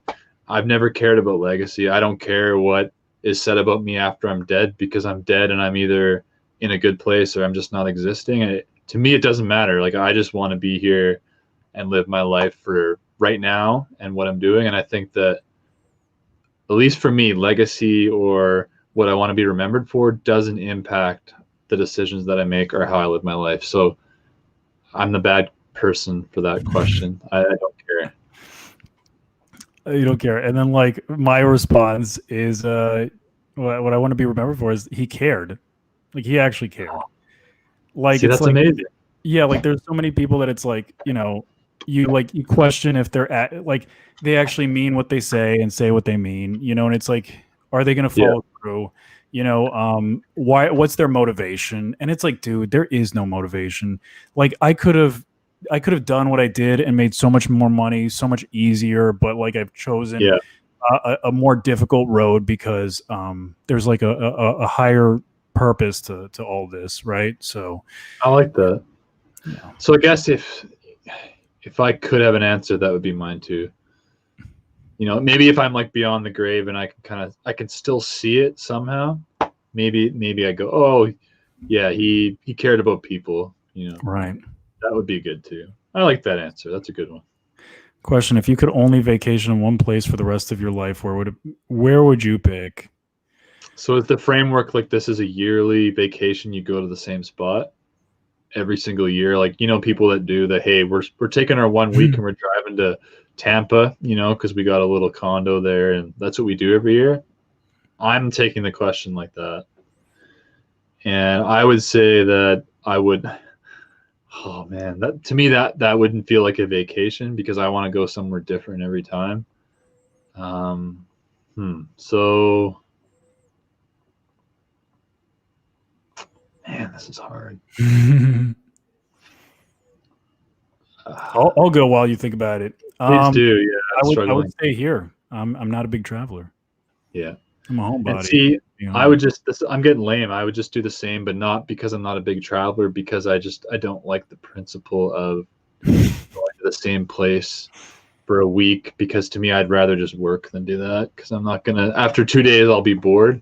And so I'd rather be doing something. Maybe Disney World. Maybe I'd go to Disney World. And the reason why I say it is like, oh man, like nostalgia is like such a powerful thing, right? Like when you can, and it's just like, I could just imagine my mind being at peace. It's just like, it's repetition. You know what to expect. You know how it's going to feel. You could just like be mindless. And I just think like, that's what's intriguing about it. Like going back to a time in our lives where we could just be mindless. That's kind of nice. That idea is nice. True. That is appealing. A resort with a nice VR headset. Zen-like answers here. I like these. Yeah, a resort with a nice VR headset so I can go anywhere I want. Oh, That's fun. Charlie is smart. Man, why didn't I think of that? Charlie, you should be here communicating for me at this hour. Right. We'll just like replace his mouth with CGI and like Charlie could just like move his mouth for him. Okay, so what do we got? I've got. Hang on. I'm just seeing some action in the marathon. Joniad has shared. I hope I got that right. I'll have to ask him on air, but he's just shared his link. So I'm hoping that he's just an hour ahead of the game, because unless I'm screwing up the hours, we still have another hour before, or 45 minutes before we jump. So maybe he's just actually prepared, yeah, which would be cool. I guess I could just type and ask. How would your parents describe what you do for work?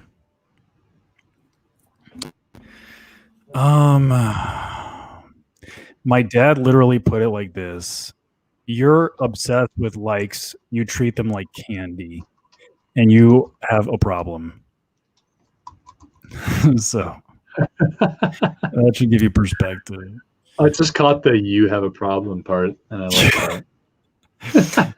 You have a problem. Likes are like candy. You're obsessed. Yeah. Ooh, they are like candy, aren't they? Yeah, you know, like candy's a nice thing, but you know, it's the old world. You guys need to find some really cool VR tools and use them on air. If there was any way that we could share the experience with you guys, then yes. I think, like, kind of selfishly. Yeah.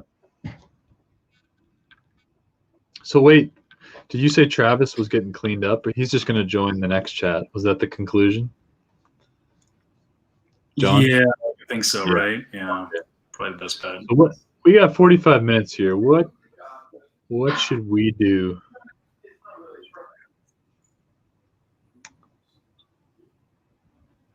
Why don't you see if like they ask any questions in the what's it called? This group?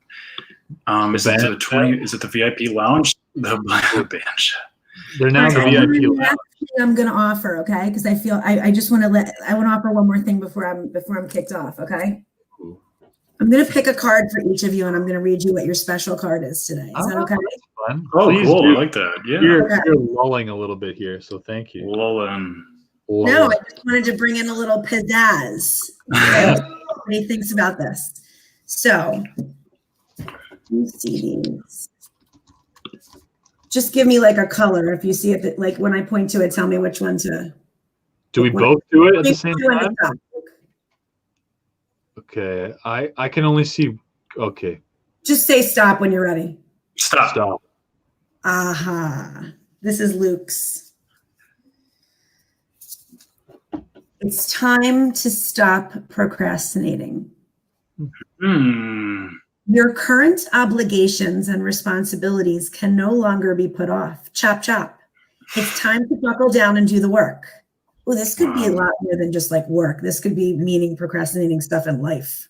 Right. Putting off stuff like returning the cable box. That's what I think. The resolution and abundance you seek requires action. Ignore any saying voices. Believe in yourself. You can do this.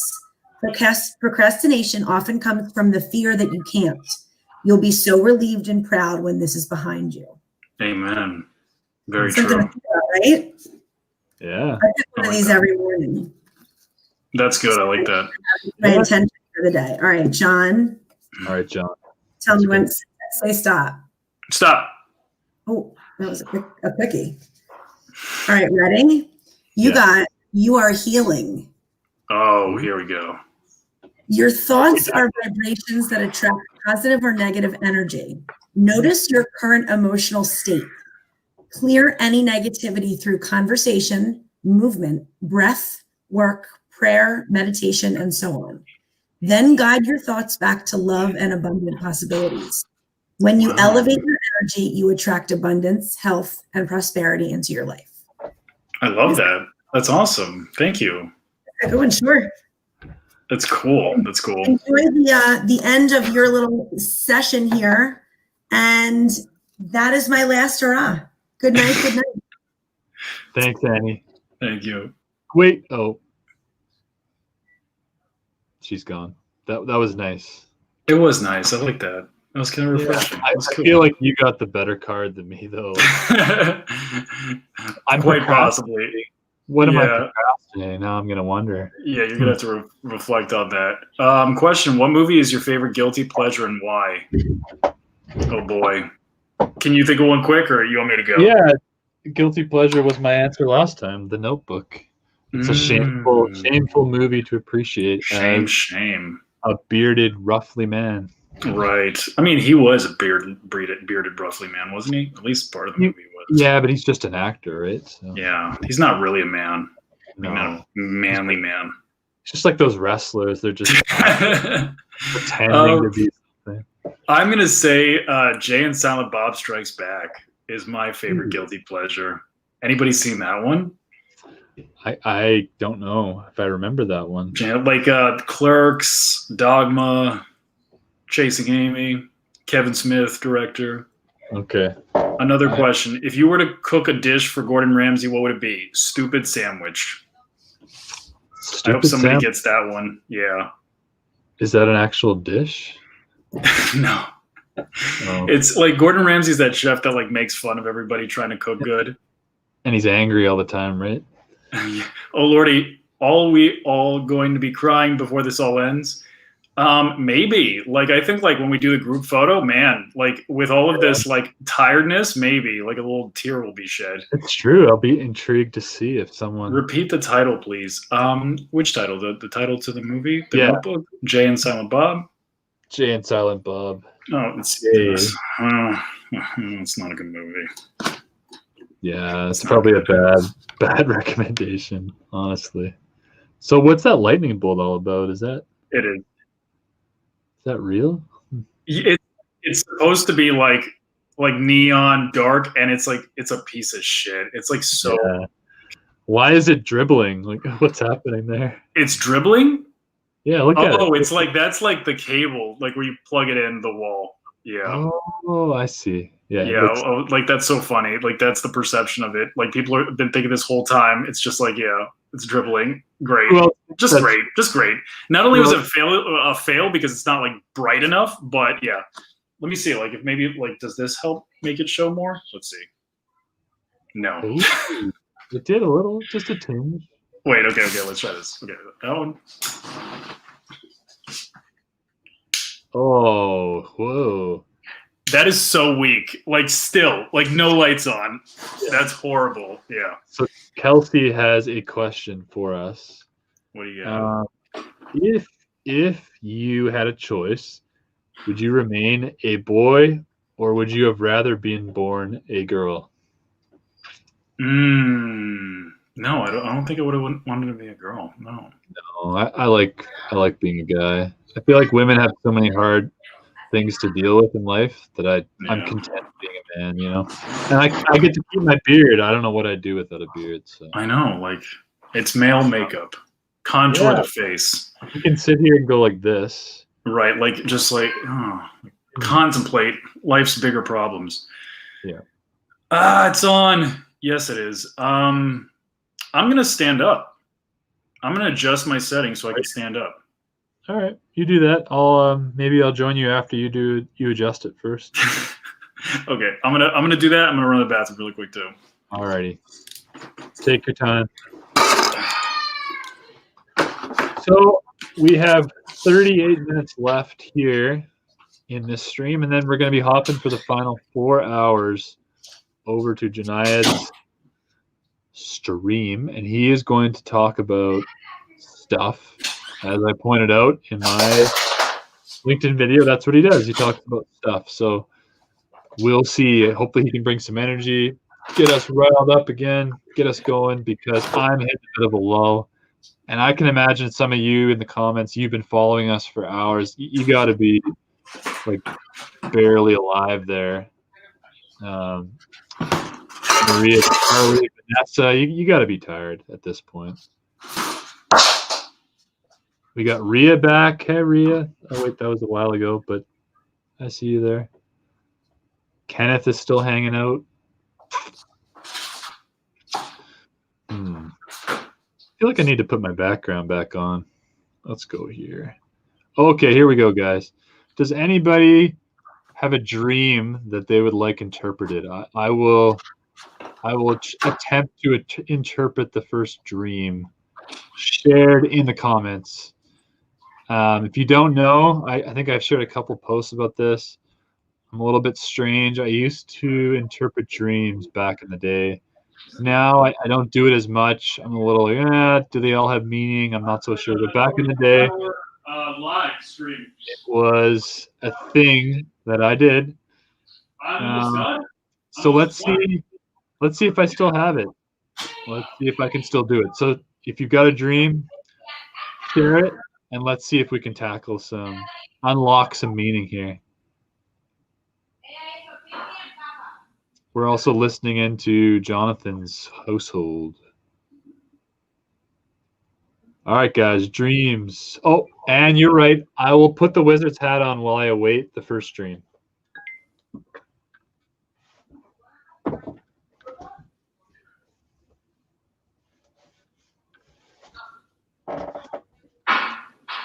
All right, I'm busting out the wizard's hat. Oh, that's not where we want it. All right, let me get the right background here. Okay, is this appropriate? Wow. Let me fix my hat. This is distracting me. Okay, let's see. No interpreting dreams without a wizard hat. Yes, that is fair. Charlie. Okay. So, do we have anything? Anybody with a dream? Or is this a dud topic? Is this a dud topic? Oh, we do have a dream. So Katie says that she often dreams of being back in high school and she can never open the locker. She can't remember the code. Ooh, that's an interesting one. So this actually is a fairly common dream. I've heard this one a lot, and I'm just gonna let my man hop back here because he's making so much noise before I interpret this one.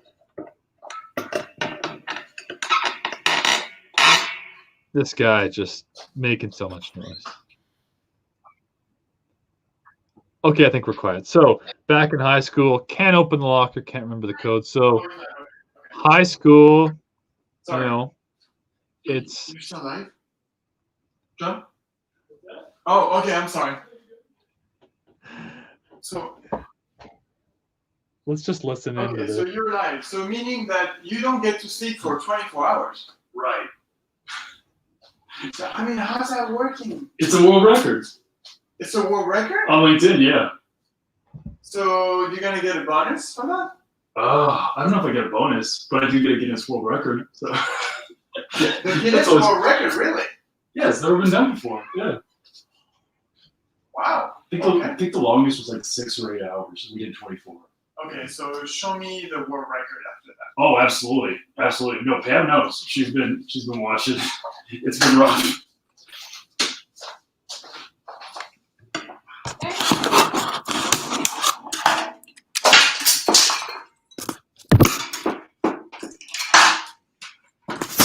All right.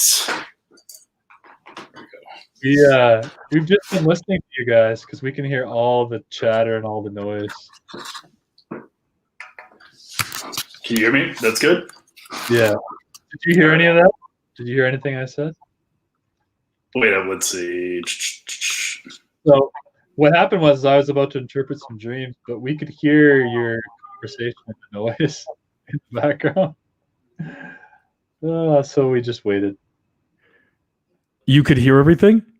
Yes, sir. That's hilarious. Yeah. So I just sat here grinning like an idiot, and I just waited for you to come back. So I put my wizard hat back on, and I've said that I will interpret some dreams and attempt to see if I've still got the wizardry. So let's see here. We'll start with Katie. Oh, and I've lost John. Every time I start with this stream, man. Yeah, there he is again. This is my 4th attempt, Katie. Okay, so Katie's dreams. So she's often back in high school. She can never open a locker because she can't remember the code. And that's it. So here's the thing that I've found about dreams. At least when I used to interpret them, they're always metaphorical, right? Like some people have literal dreams, but it's very, very rare that your dreams actually mean what's going on in them. Like I don't know about you, I have wild dreams. They're all metaphors for the most part. So you got to think in metaphors with dreams. So this dream actually is fairly common. I've heard it quite a bit. In high school, like think about high school, think about your locker. Like your locker is where you put your textbooks, right? It's where you put your supplies. And so to me, this dream is showing that there's something that's still locked in your past that you can't get in. You can't remember the code. So there's something that you have to tap into. I don't know if this dream was before, if you still have it, but still having it, to me, that means there's something from that period of life that is locked away that you need to tap into. So that would be my interpretation for that. So let's move to the next one. We've got Vanessa. Ooh. I used to have a horrible dream of wanting to go to the toilet, but all the cubicles weren't really cubicles. They were open, and all the toilets were disgusting and overflowing. See that again?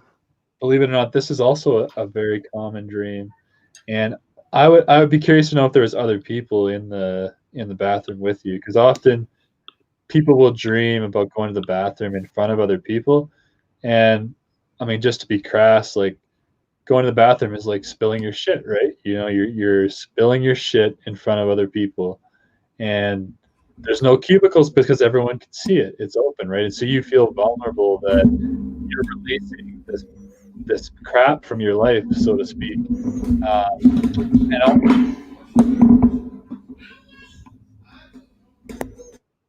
Is that you? I think we're having technical difficulties. John, are you there? Are you trolling me? Yeah, there. Yeah. Yeah. Can you hear me? Okay, you're good. Yep, we're good. All right, cool.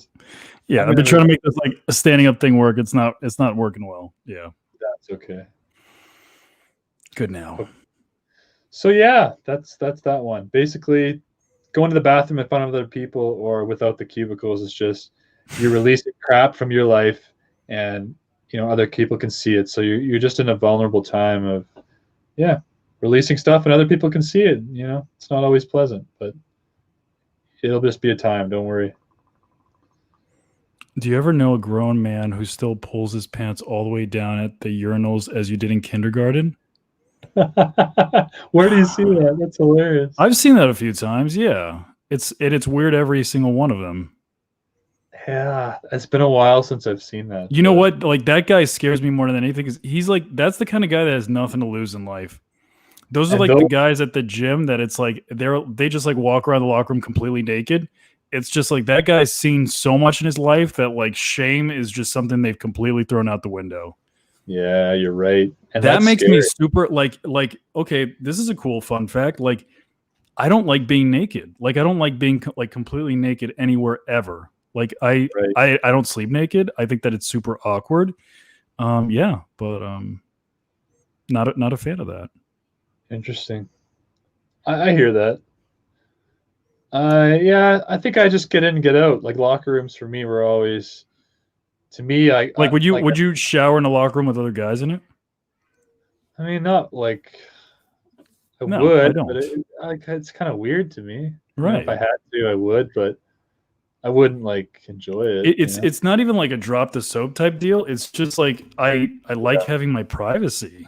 Well, that's me too. I just like my own space, right? Right. Okay, we've got another dream here.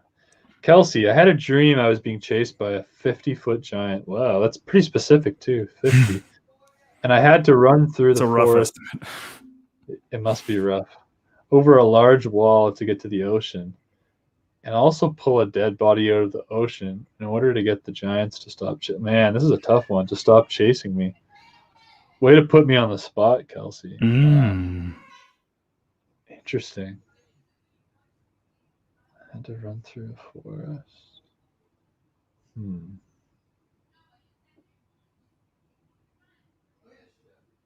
going to sit on that one for a bit, Kelsey. It needs to ruminate. Ruminate. It'll manifest itself, or like, what do they call it? It'll come to you. Yes, something like that. Yeah. That's a weird one. Yeah. Keep the questions coming, guys. Like, you can make them a little personal. It's all right. It's all right. Sure. Yeah, mix in some questions, guys. Would you rather lose an arm or a leg? That's a great one.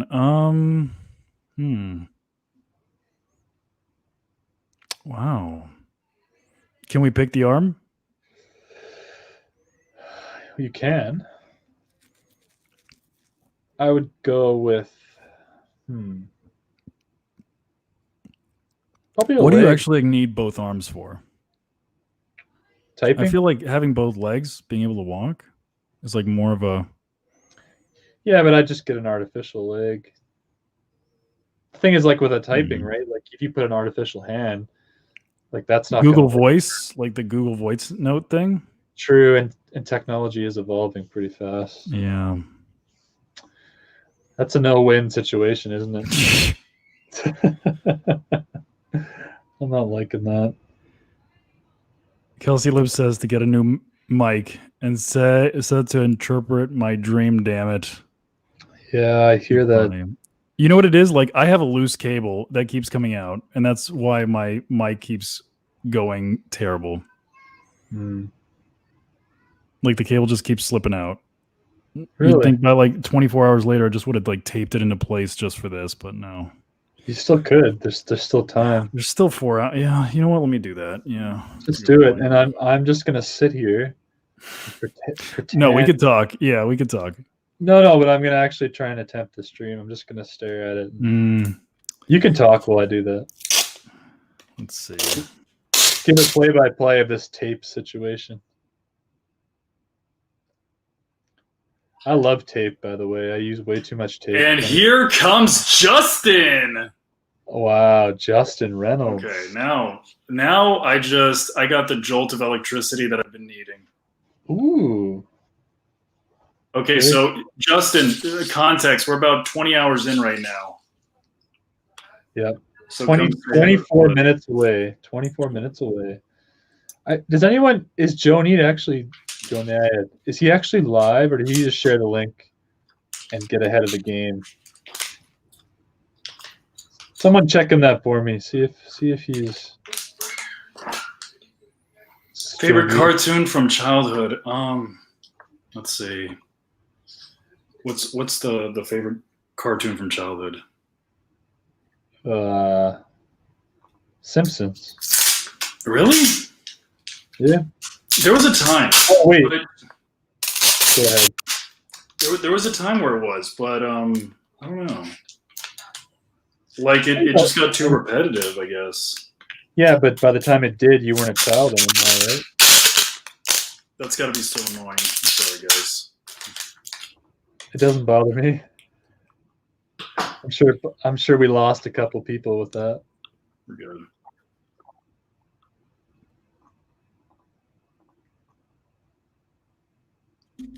So is your mic fixed then? Are you good?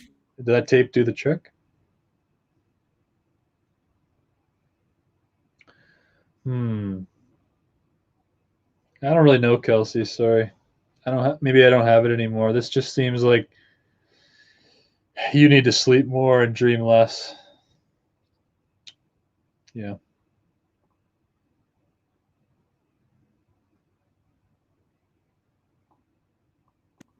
Favorite cartoon growing up was Power Rangers. Listen, Charlie, I don't think that was a cartoon, buddy. I'm just saying. I ain't joking. Charlie. Have you ever seen those unicorns? What were they called? Oh my God! Yes, Charlie. Yeah. Charlie. Yes. That takes me back. What was that? I'm gonna look for it. That's old. Do you remember like Homestar Runner and like all that? Yes, I do. E-Bombs World back when it was the thing. Yeah. Charlie the Unicorn and Candy Mountain. That's what it is. Candy Mountain, Charlie. Yeah. And what was it? Trogdor, the Burninator? Something like that. Yeah, that brings it back. That's old school. 13 years ago, man. Honaid is not live yet. Well, that's good. That's good. That CGI background. I love it. Yeah. Yeah. Yeah, no, like the conversation's definitely turning to shit. Like on our side. Yeah, we're struggling a bit here, I think. The last half an hour, I think we finally hit a bit of a wall. At least I have. I mean, to be fair, we're 20, not quite 20 hours in. 19 and a half, I guess. My freaking kidney. That's funny. Oh, he knows, Charlie. Charlie? Yeah. When you open a new box of crayons, what is the first color you grab? Macaroni and cheese crayon, always. Favorite Halloween candy? Snickers. I like my peanut butter. Maybe you can relate to this, but like maybe Justin too. Like I wasn't allowed to dress up for Halloween because it was blasphemous. Yep. Yeah. Like mom and dad would like try to like make us do. Let's talk same-sex marriage and politics. Justin, only if you join us. Can you join us, Justin? Is there a way we could do that? Damn it. Can we try? We would need try? Annie. Let's see. I think we need Annie, but I'll share the link with Justin. Yeah, let's see if we could get him in here. That'd be really cool. Yeah. Same-sex marriage and politics. It worked. I'm not banned. Not sure how long. LOL. Well, looks like you're already on your way to getting banned again, Enrique. Save that for the end, Enrique. This is like the lull before the final 4 hours. We're gonna drink a little bit. The lull, like LOL, or like the lull, like people are dropping off. Like, no, I think both. I think both. I think people are kind of waiting for us to fall apart. So, give me a few. All right. Yeah. He's got to get dressed. He's the kind of guy that would walk around naked everywhere. Yeah, I believe that. Well, I shared it with him. I don't know if it'll work, but give it a shot. When you buy toilet paper, do you have a preference, single ply or 3-ply? Okay, Justin's naked with the kids in the car, so I guess he'll arrive soon. Single ply or 3-ply? Who has a bidet? You guys got bidets over there, right? I don't know English culture. Bidet. That's much better. That hat's starting to cut off circulation. Justin Reynolds, you were as nutty as I remembered, my friend. Yeah, I agreed. Yeah, man, when did he create those videos with you? That must have been months ago now. Yeah, 6 months ago. It's like, it's been a while. But like you and him are like my best LinkedIn friends. Oh, that's nice. Screw the Red Bull. Cocaine is what is needed now. You see, like, dude, I miss this guy. Yeah, what a guy, you know what? Legitimately, he's the only other guy that I could have done this with the 24 hours. But man, like, entertaining. The kids and like his internet connection would have probably ended it quick. Yeah. What did the elephant ask the naked man? How do you breathe out of that thing? That's funny. Gabriel, we need a couple of your questions to save the day here. Gabriel, toss us some questions. We're struggling into that. 18 minutes. We got to hang on until we get Jonied to kick us in the butt. Right. Jonied, sorry, I think it's Jonied. Actually, Kelsey corrected me. So apologies, Jonied. We're messing it up. What is the film that you can quote from start to finish? Oh man, like embarrassing, but I would have been naked. That's hilarious. Like Jay and Silent Bob Strikes Back or South Park, Bigger, Longer, Uncut. Ooh, unfortunately, like, and they're like horrendous. And High School Musical. High School Musical. Mine is Lord of the Rings. Oh no! All 3 hours. All 3 hours. No, It's not my fault. My little brother loved Lord of the Rings, Mm. and I was in the room on the computer while he would repeatedly watch it over and over and over again. So I just learned it by being in the room. It's kind of like now, like my wife she's like into Netflix and she watches shows, and so I know a lot of the shows just because I listen, but I don't watch them. And that's kind of how I roll. Okay. Lurking in the background, listening in. Just what did the banana say to the? Oh no, I'm not going to read that. I thought it was something different. I wish we could scroll the LinkedIn feed. It's too bad. So what are the jokes what are the inside jokes for the t-shirts that we inevitably produce? Yeah. So like, what's the proper way to eat a banana? Oh yeah. I want to tell this story, but we really don't have time. I don't have the time. Those two are the top ones for sure. Maybe something about your hair because I keep making fun right, of like European culture, English culture, British culture, whatever. Yeah. I think probably something about church because we've talked about religion so much. Right. Yeah. Yeah. It's probably maybe a cross with our names on either side or something. The book of Luke and Matthew and John. Yeah, that's right. Could do that. Yeah. Or just the book of Mark because that's the only one. Or maybe, how about Making the Mark with Matthew, Luke, and John? Wow. With Luke, good. Matthew, and John. There you go. Making the Mark with Luke, Matthew, John. See, we're marketers, even in the 20th hour. That's right. That Sideways for JP. That's right. Sideways for JP. That's a good one. that actually is. That's a hashtag. I might have to take it. Sideways for JP. That's a good hashtag. Sideways. I like that. That is well done. Well done, Andrew. Yeah, that's good work. I mean, that's already a few t-shirts, so I don't think we need to go any further. What should we put in our tagline after this? Oh my god. Yeah, like what? Yeah, guys, give us ideas. Like 24-hour LinkedIn Survivor. What are LinkedIn Live Survivor? The book of Luke's bitch. That's really good. Yeah. Oh, it's like the Book of Eli, but Yeah, exactly. I like that. Maybe another one's LinkedIn user because it's basically anonymous for us. We kept getting LinkedIn user. That's right. I actually like that. Would be a great t-shirt. LinkedIn. You know what? Because it's like we were a user of LinkedIn user, Yeah. 24-hour LinkedIn user. 24-hour LinkedIn user. That's a good one. I don't know why I like that one so much, but I do. Yeah. I mean, you could probably just get like a t-shirt with this mask on it too. Yes. Yeah. Right? Yeah, that was a thing. With like a 24 on it. I like that. Yeah. That's kind of cool, right? I survived Boats and Bros 2020. Yes. Oh, beauty. Justin with the zingers. Always with the zingers. What would you do differently if you knew nobody would judge you? Oh, that's a good one. LinkedIn user. LinkedIn user. That's hilarious. Thanks, Faith. World record co-holders. We already made a deal. Like whoever logs off first has to get a tattoo. Yeah. So we might go over the 24 hours, guys. Yeah. We'll see. Yep. We'll see. So what would you do different if nobody would judge you? Like see this, I think too deep. Different going forward or different like going back and correcting something. I would create a video without captions because they're a pain in the ass to add. Yeah, they're tough. I just like bought the subtitle thing and I've been figuring out, man, they screw up a lot. You have to go in and dude, I hand write all my captions. I do them by hand. Yeah. Wow. So I listen to 2 seconds of video, write a word. Then I listen to another 2 seconds, write the word. And then that's for the 3-minute video.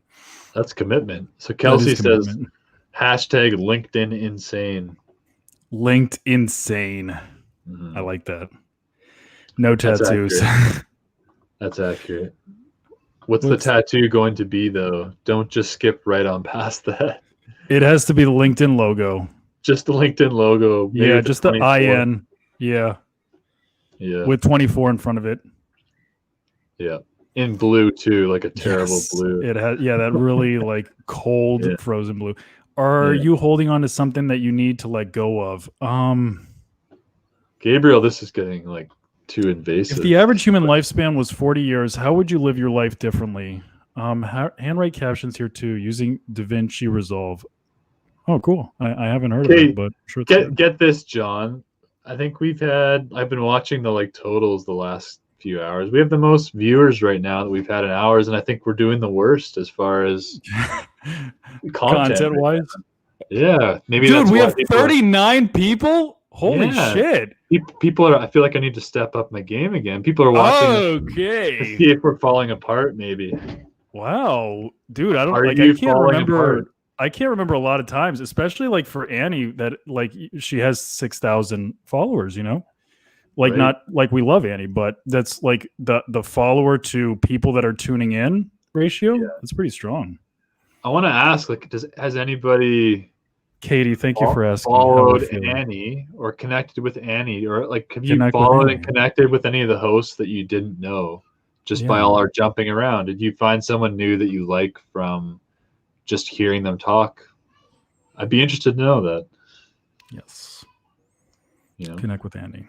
How's now the big question? Where's the tattoo going to be located? It might be a special guest appearance. Oh, yeah. Ooh, interesting. It's got to be on the lower back, right? The lower back, yeah. Tramp stamp or behind the neck.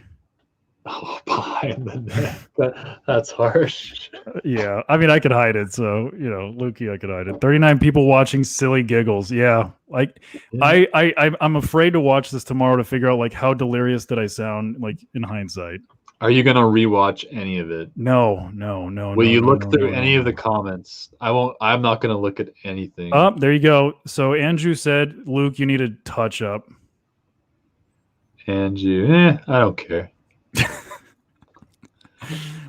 I have like this, like I have like this glowing pink skin. I'm like, yeah, you do. Let's see. What do we have? Can you think of something that everyone could agree on despite the chaotic world we live in? Yeah. Ooh. That Shanae Moret should be banned. I've been connecting with a few already after seeing them on this session. Oh, I like that. I believe I connected with all the hosts tonight. A 24 hours side banana eating competition. I like that. Wow. That's good. So 24 hours side banana eating competition.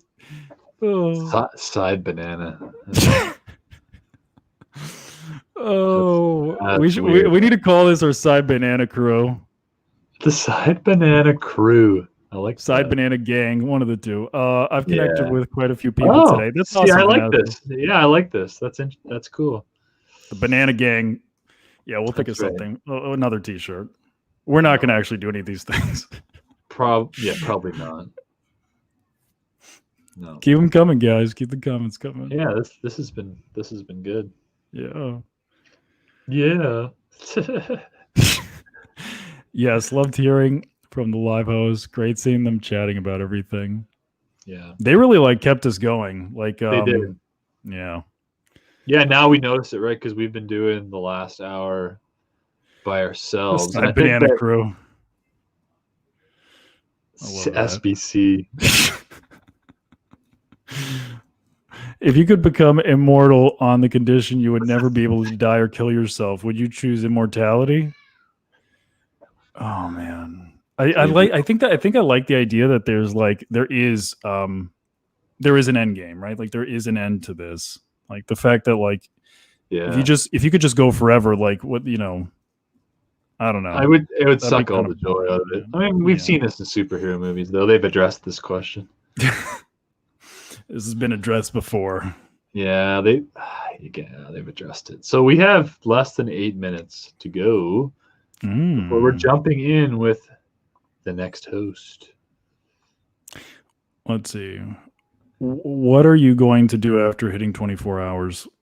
Dude, now that I'm starting to think about it and it's approaching, probably get depressed. I know. There is no, guys, I don't know if you guys, there is no award. I know. It's not like we get to the end of it and it's there's just going to be confetti that comes out of our offices. It's just, I think we just log off and go to bed. That's all I'm doing. It's Right. yeah. What is your take on wearing masks? Oh, that's one that I was like considering bringing up like hours and hours ago. Like I think just wear it. You know what I mean? Like if it's gonna make people uncomfortable, like just don't be a part of the problem. Just wear it. It's not that serious, guys. Yeah, and then like you got, Freddy Krueger over here. He'll just wear his hockey mask.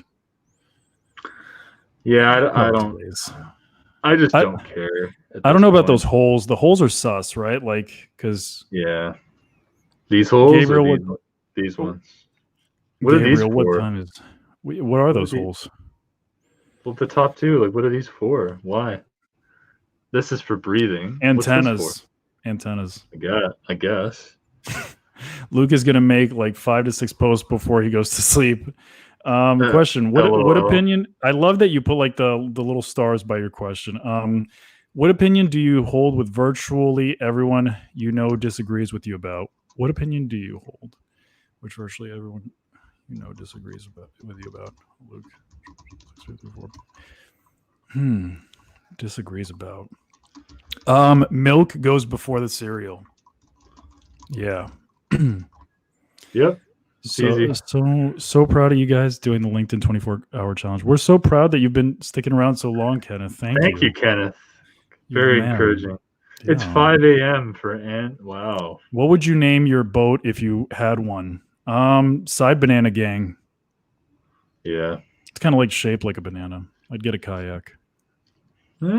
That's cool. A yellow kayak. Yeah. I would go with the SSS hockey mask. Let's see. 5 minutes left. 5 minutes. So I'll stick around here, and then you. I wonder if we should we switch it up and get you to jump first. Forensic accounting drove me to go live on LinkedIn for 24 hours. Yes, it did. For anyone interested, that's what I did before social media. I was a forensic accountant.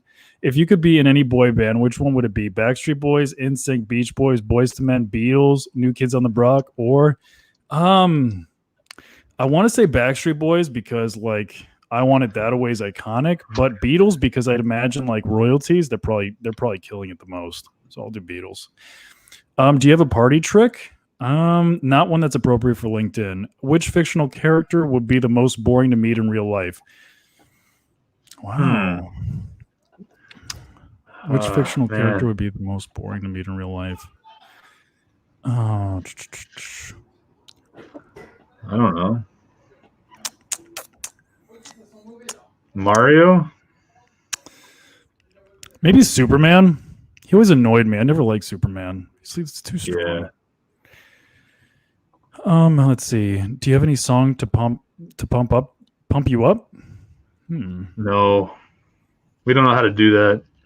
Do you have any song? Yeah, like they're weird though. Anna Maria, what kind of music do you like that pumps you up? Who's the messiest person you know? Me. By far. Oh yeah? You're messy, Yeah. No, oh my gosh, yeah.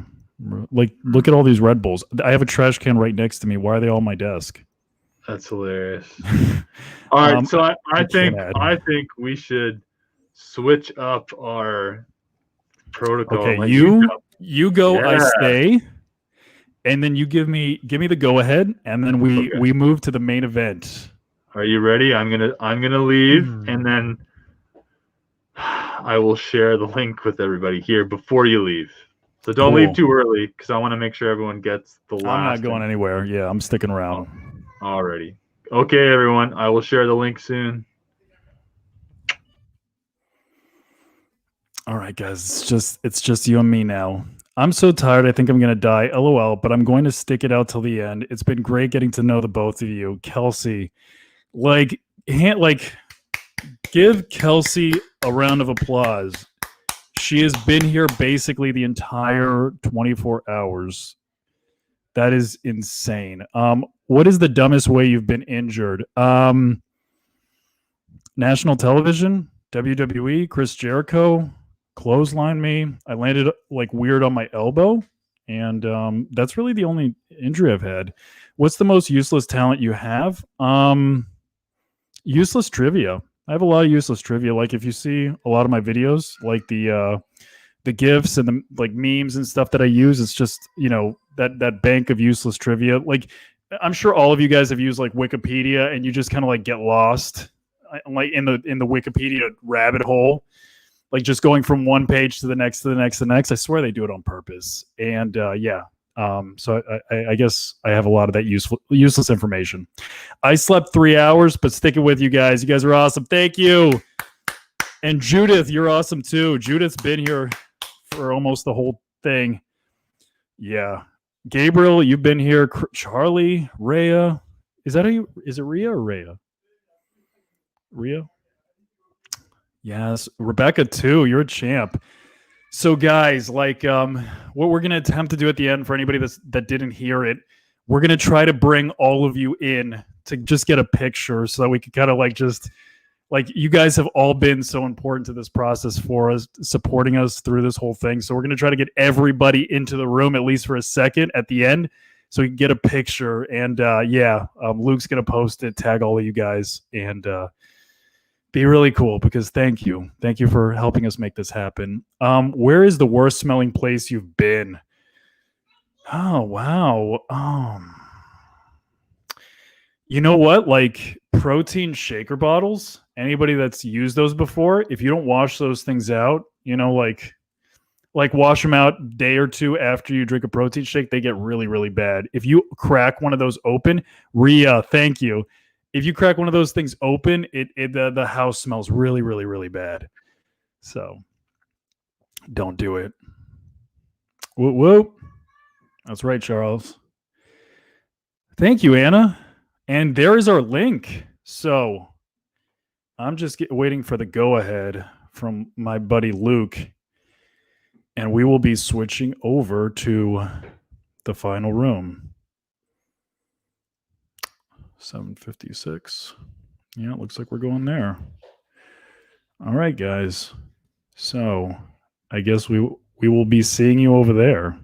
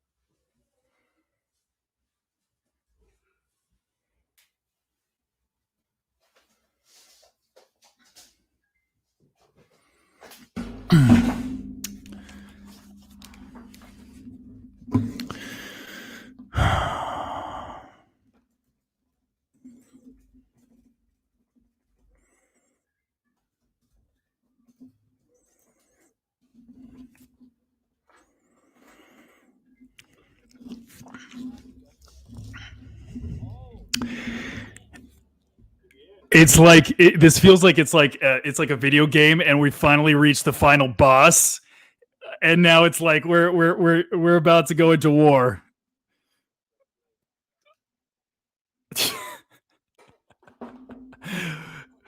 It's like it's like when you pick like one, like you pick Charizard and it's like all your other Pokemon have died and like you only got Flamethrower left 3 more and it's like yeah health bar's about to be out.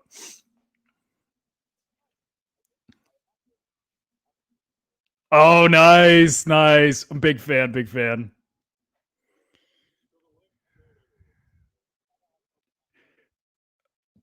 Dude, big fan.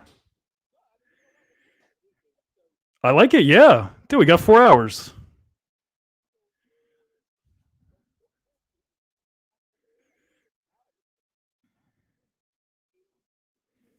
Oh,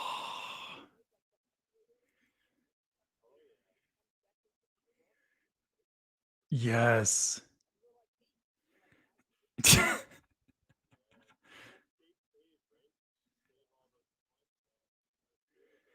Do they still have like the memory cards that they have to like have, or no? Like that's not a thing anymore. Oh, true.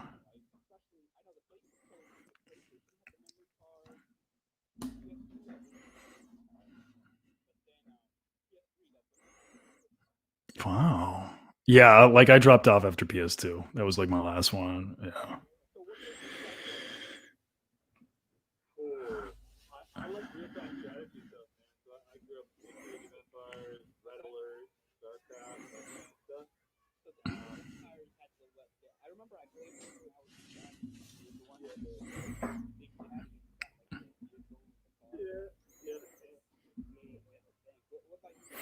I was like more like the cartoony stuff, like Crash Bandicoot, Pokemon, Spyro, like what else?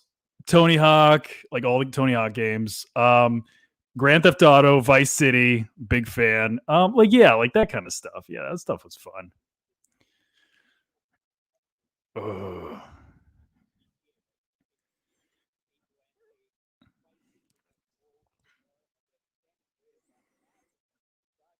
Yes, yes, yes. No, dude, like the really, yeah. No, you got to do it, brother.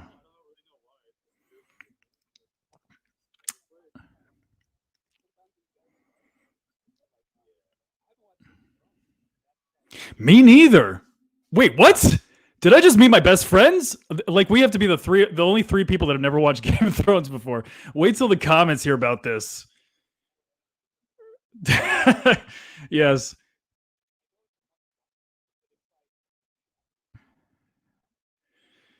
Right.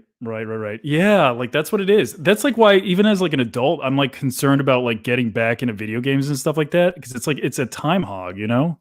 Like I want to. Mm.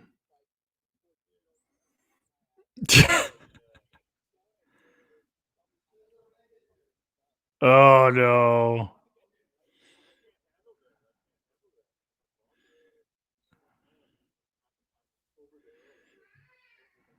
Here we go. Okay, here's all the comments about what Game of Thrones. What, you guys have never played it? You've never watched it?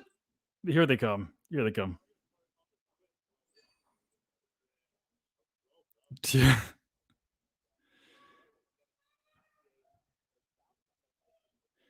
Oh yes. No, that was like one of the main like selling points was that soundtrack. I actually like bought the CD. Like it was so good.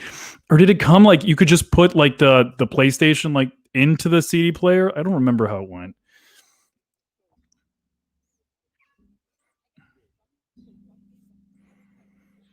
Yeah. Like I think Tony Hawk, like some of those games, like you could do. I don't remember. I don't remember now.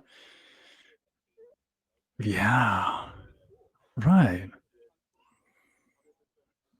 That was so much fun. Yeah.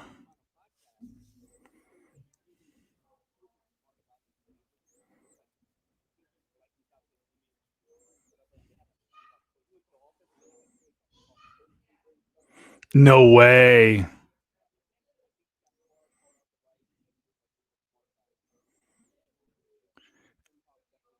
Did he start the Birdhouse production one like himself, and Element and all those, or I don't know. Yeah, I have to check into that. That's interesting. But yeah,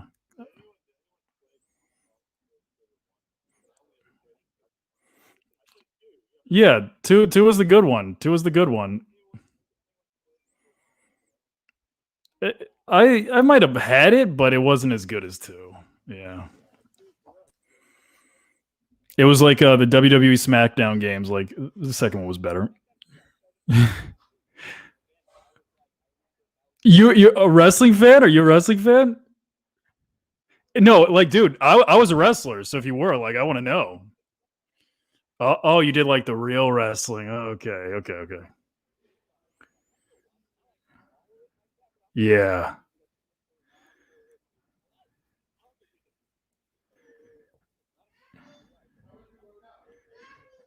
dude. Yeah.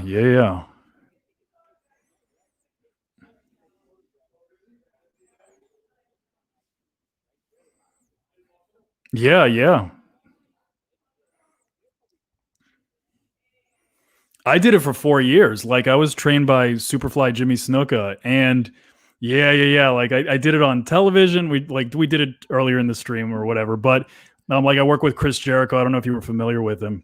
Yeah, dude. Yeah. Jericho, man. Like that was my guy growing up. He was my hero. So yeah, dude. And you know what? Like I like in my own content now, like I take a lot of those elements and I apply them because it's just like the way that they have like the Undertaker, for example, the way that he's evolved over time. It's like that's like what you hope to do with your content, that you can find ways of like evolving it over time so that you can keep your audience engaged. I get all that from wrestling, you know? Yeah.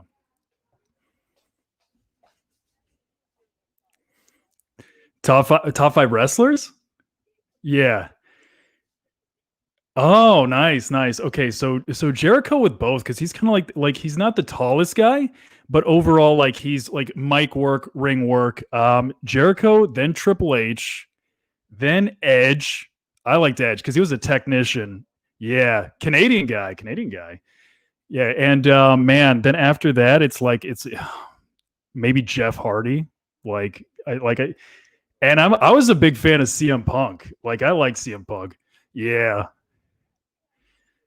Dude, like he was the last guy anybody thought would still be around because he was such a psycho. Yeah. Right. Yeah. Right.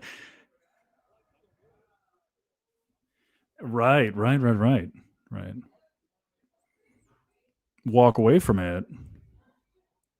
Yeah. No, it's so true.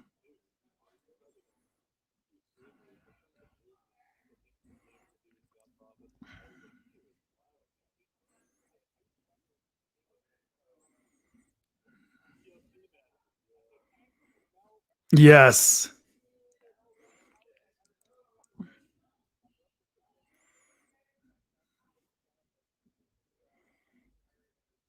Yeah. Okay, so who is your top five? Top five.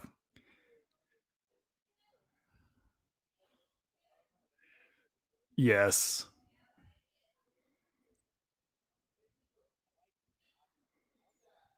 Of course.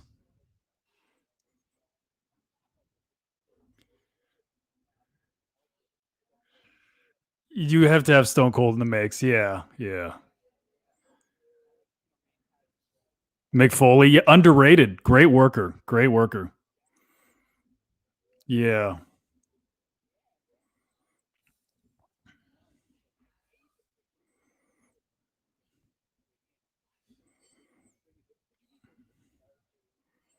I was never a fan of Ric Flair and Bret the Hitman Hart.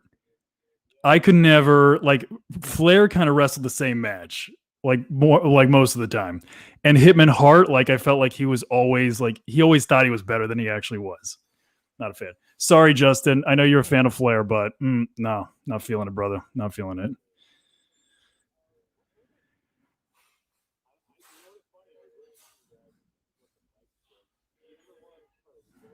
Carlito Caribbean Cool, of course. Dude, he was such a dick. He's such a dick. Dude, in real life, he's such an asshole. Yeah. Yeah.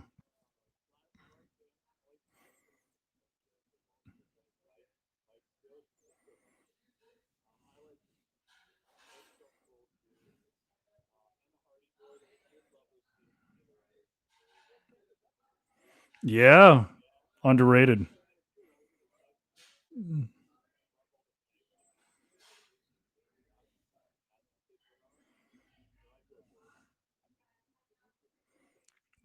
I like New Day. I'm feeling New Day.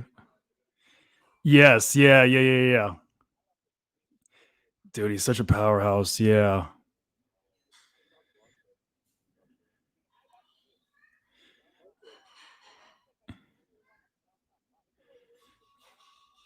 Yeah. It's just there. Yeah.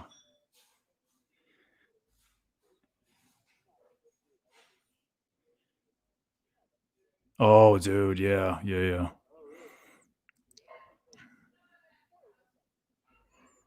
Right. They're legit.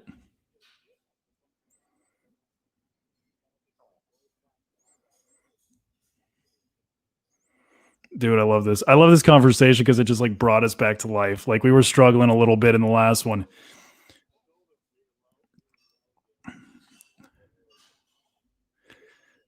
I love The Miz because you know what, man? That's a guy that busts his ass. Like he works so hard. You know, like he deserves, he deserves what he has. Like the one I haven't gotten around to yet is Roman Reigns. Like, yes.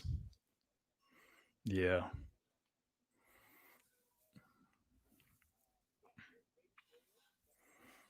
Raise a solid hand. Raise a solid hand. I wanted them to go all the way with Punk, especially after the pipe bomb moment. I wanted them to go with Punk and like push him to the moon, give him an Austin rub, but they didn't go with him because he's too much. Yeah, he's too difficult to work with. Like this, like very like loud and stuff like that. No, but you know what? Like, I only came in. I was like doing like the developmental, and I would literally pay $1,000 to do the tryouts. There is the man. We got Justin in the house, dude. Like I almost gonna shed a tear. Like having the crew back together. Like we got Travis in the comments. Dude, no, we don't. I just want you here, man. I just want you here for this. Like, don't tell Shay. I had the option to call Shay in, but I'll take Justin over Shay right now.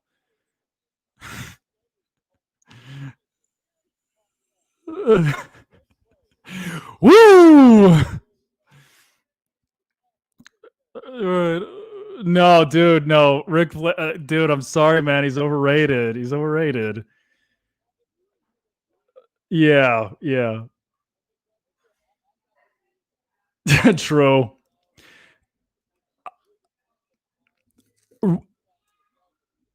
Listen, but Justin, like, let's be real. Ric Flair's been 54 years old for the last 30 years. Right. He's had that melted butter body his whole life.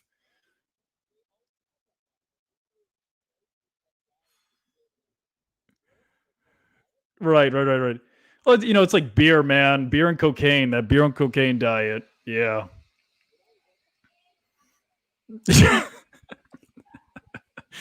Just saying. Like, I know, man. I know. You're on fire right now. You're good. We all know. We all know. Dude, well, like it can't get much bigger, man. Yeah, like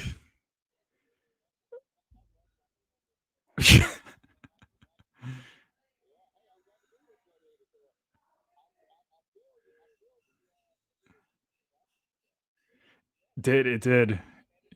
No, man. You woke us up. Big way. Oh. Why?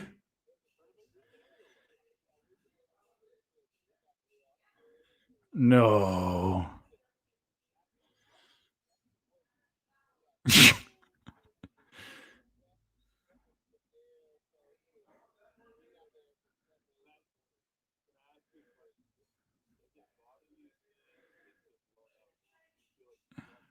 That's a good question. I'm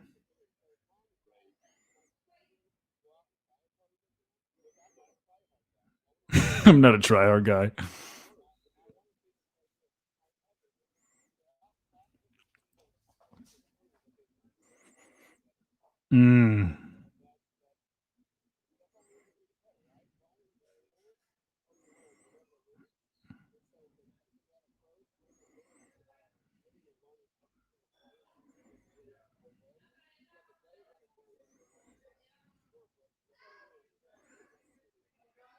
Right.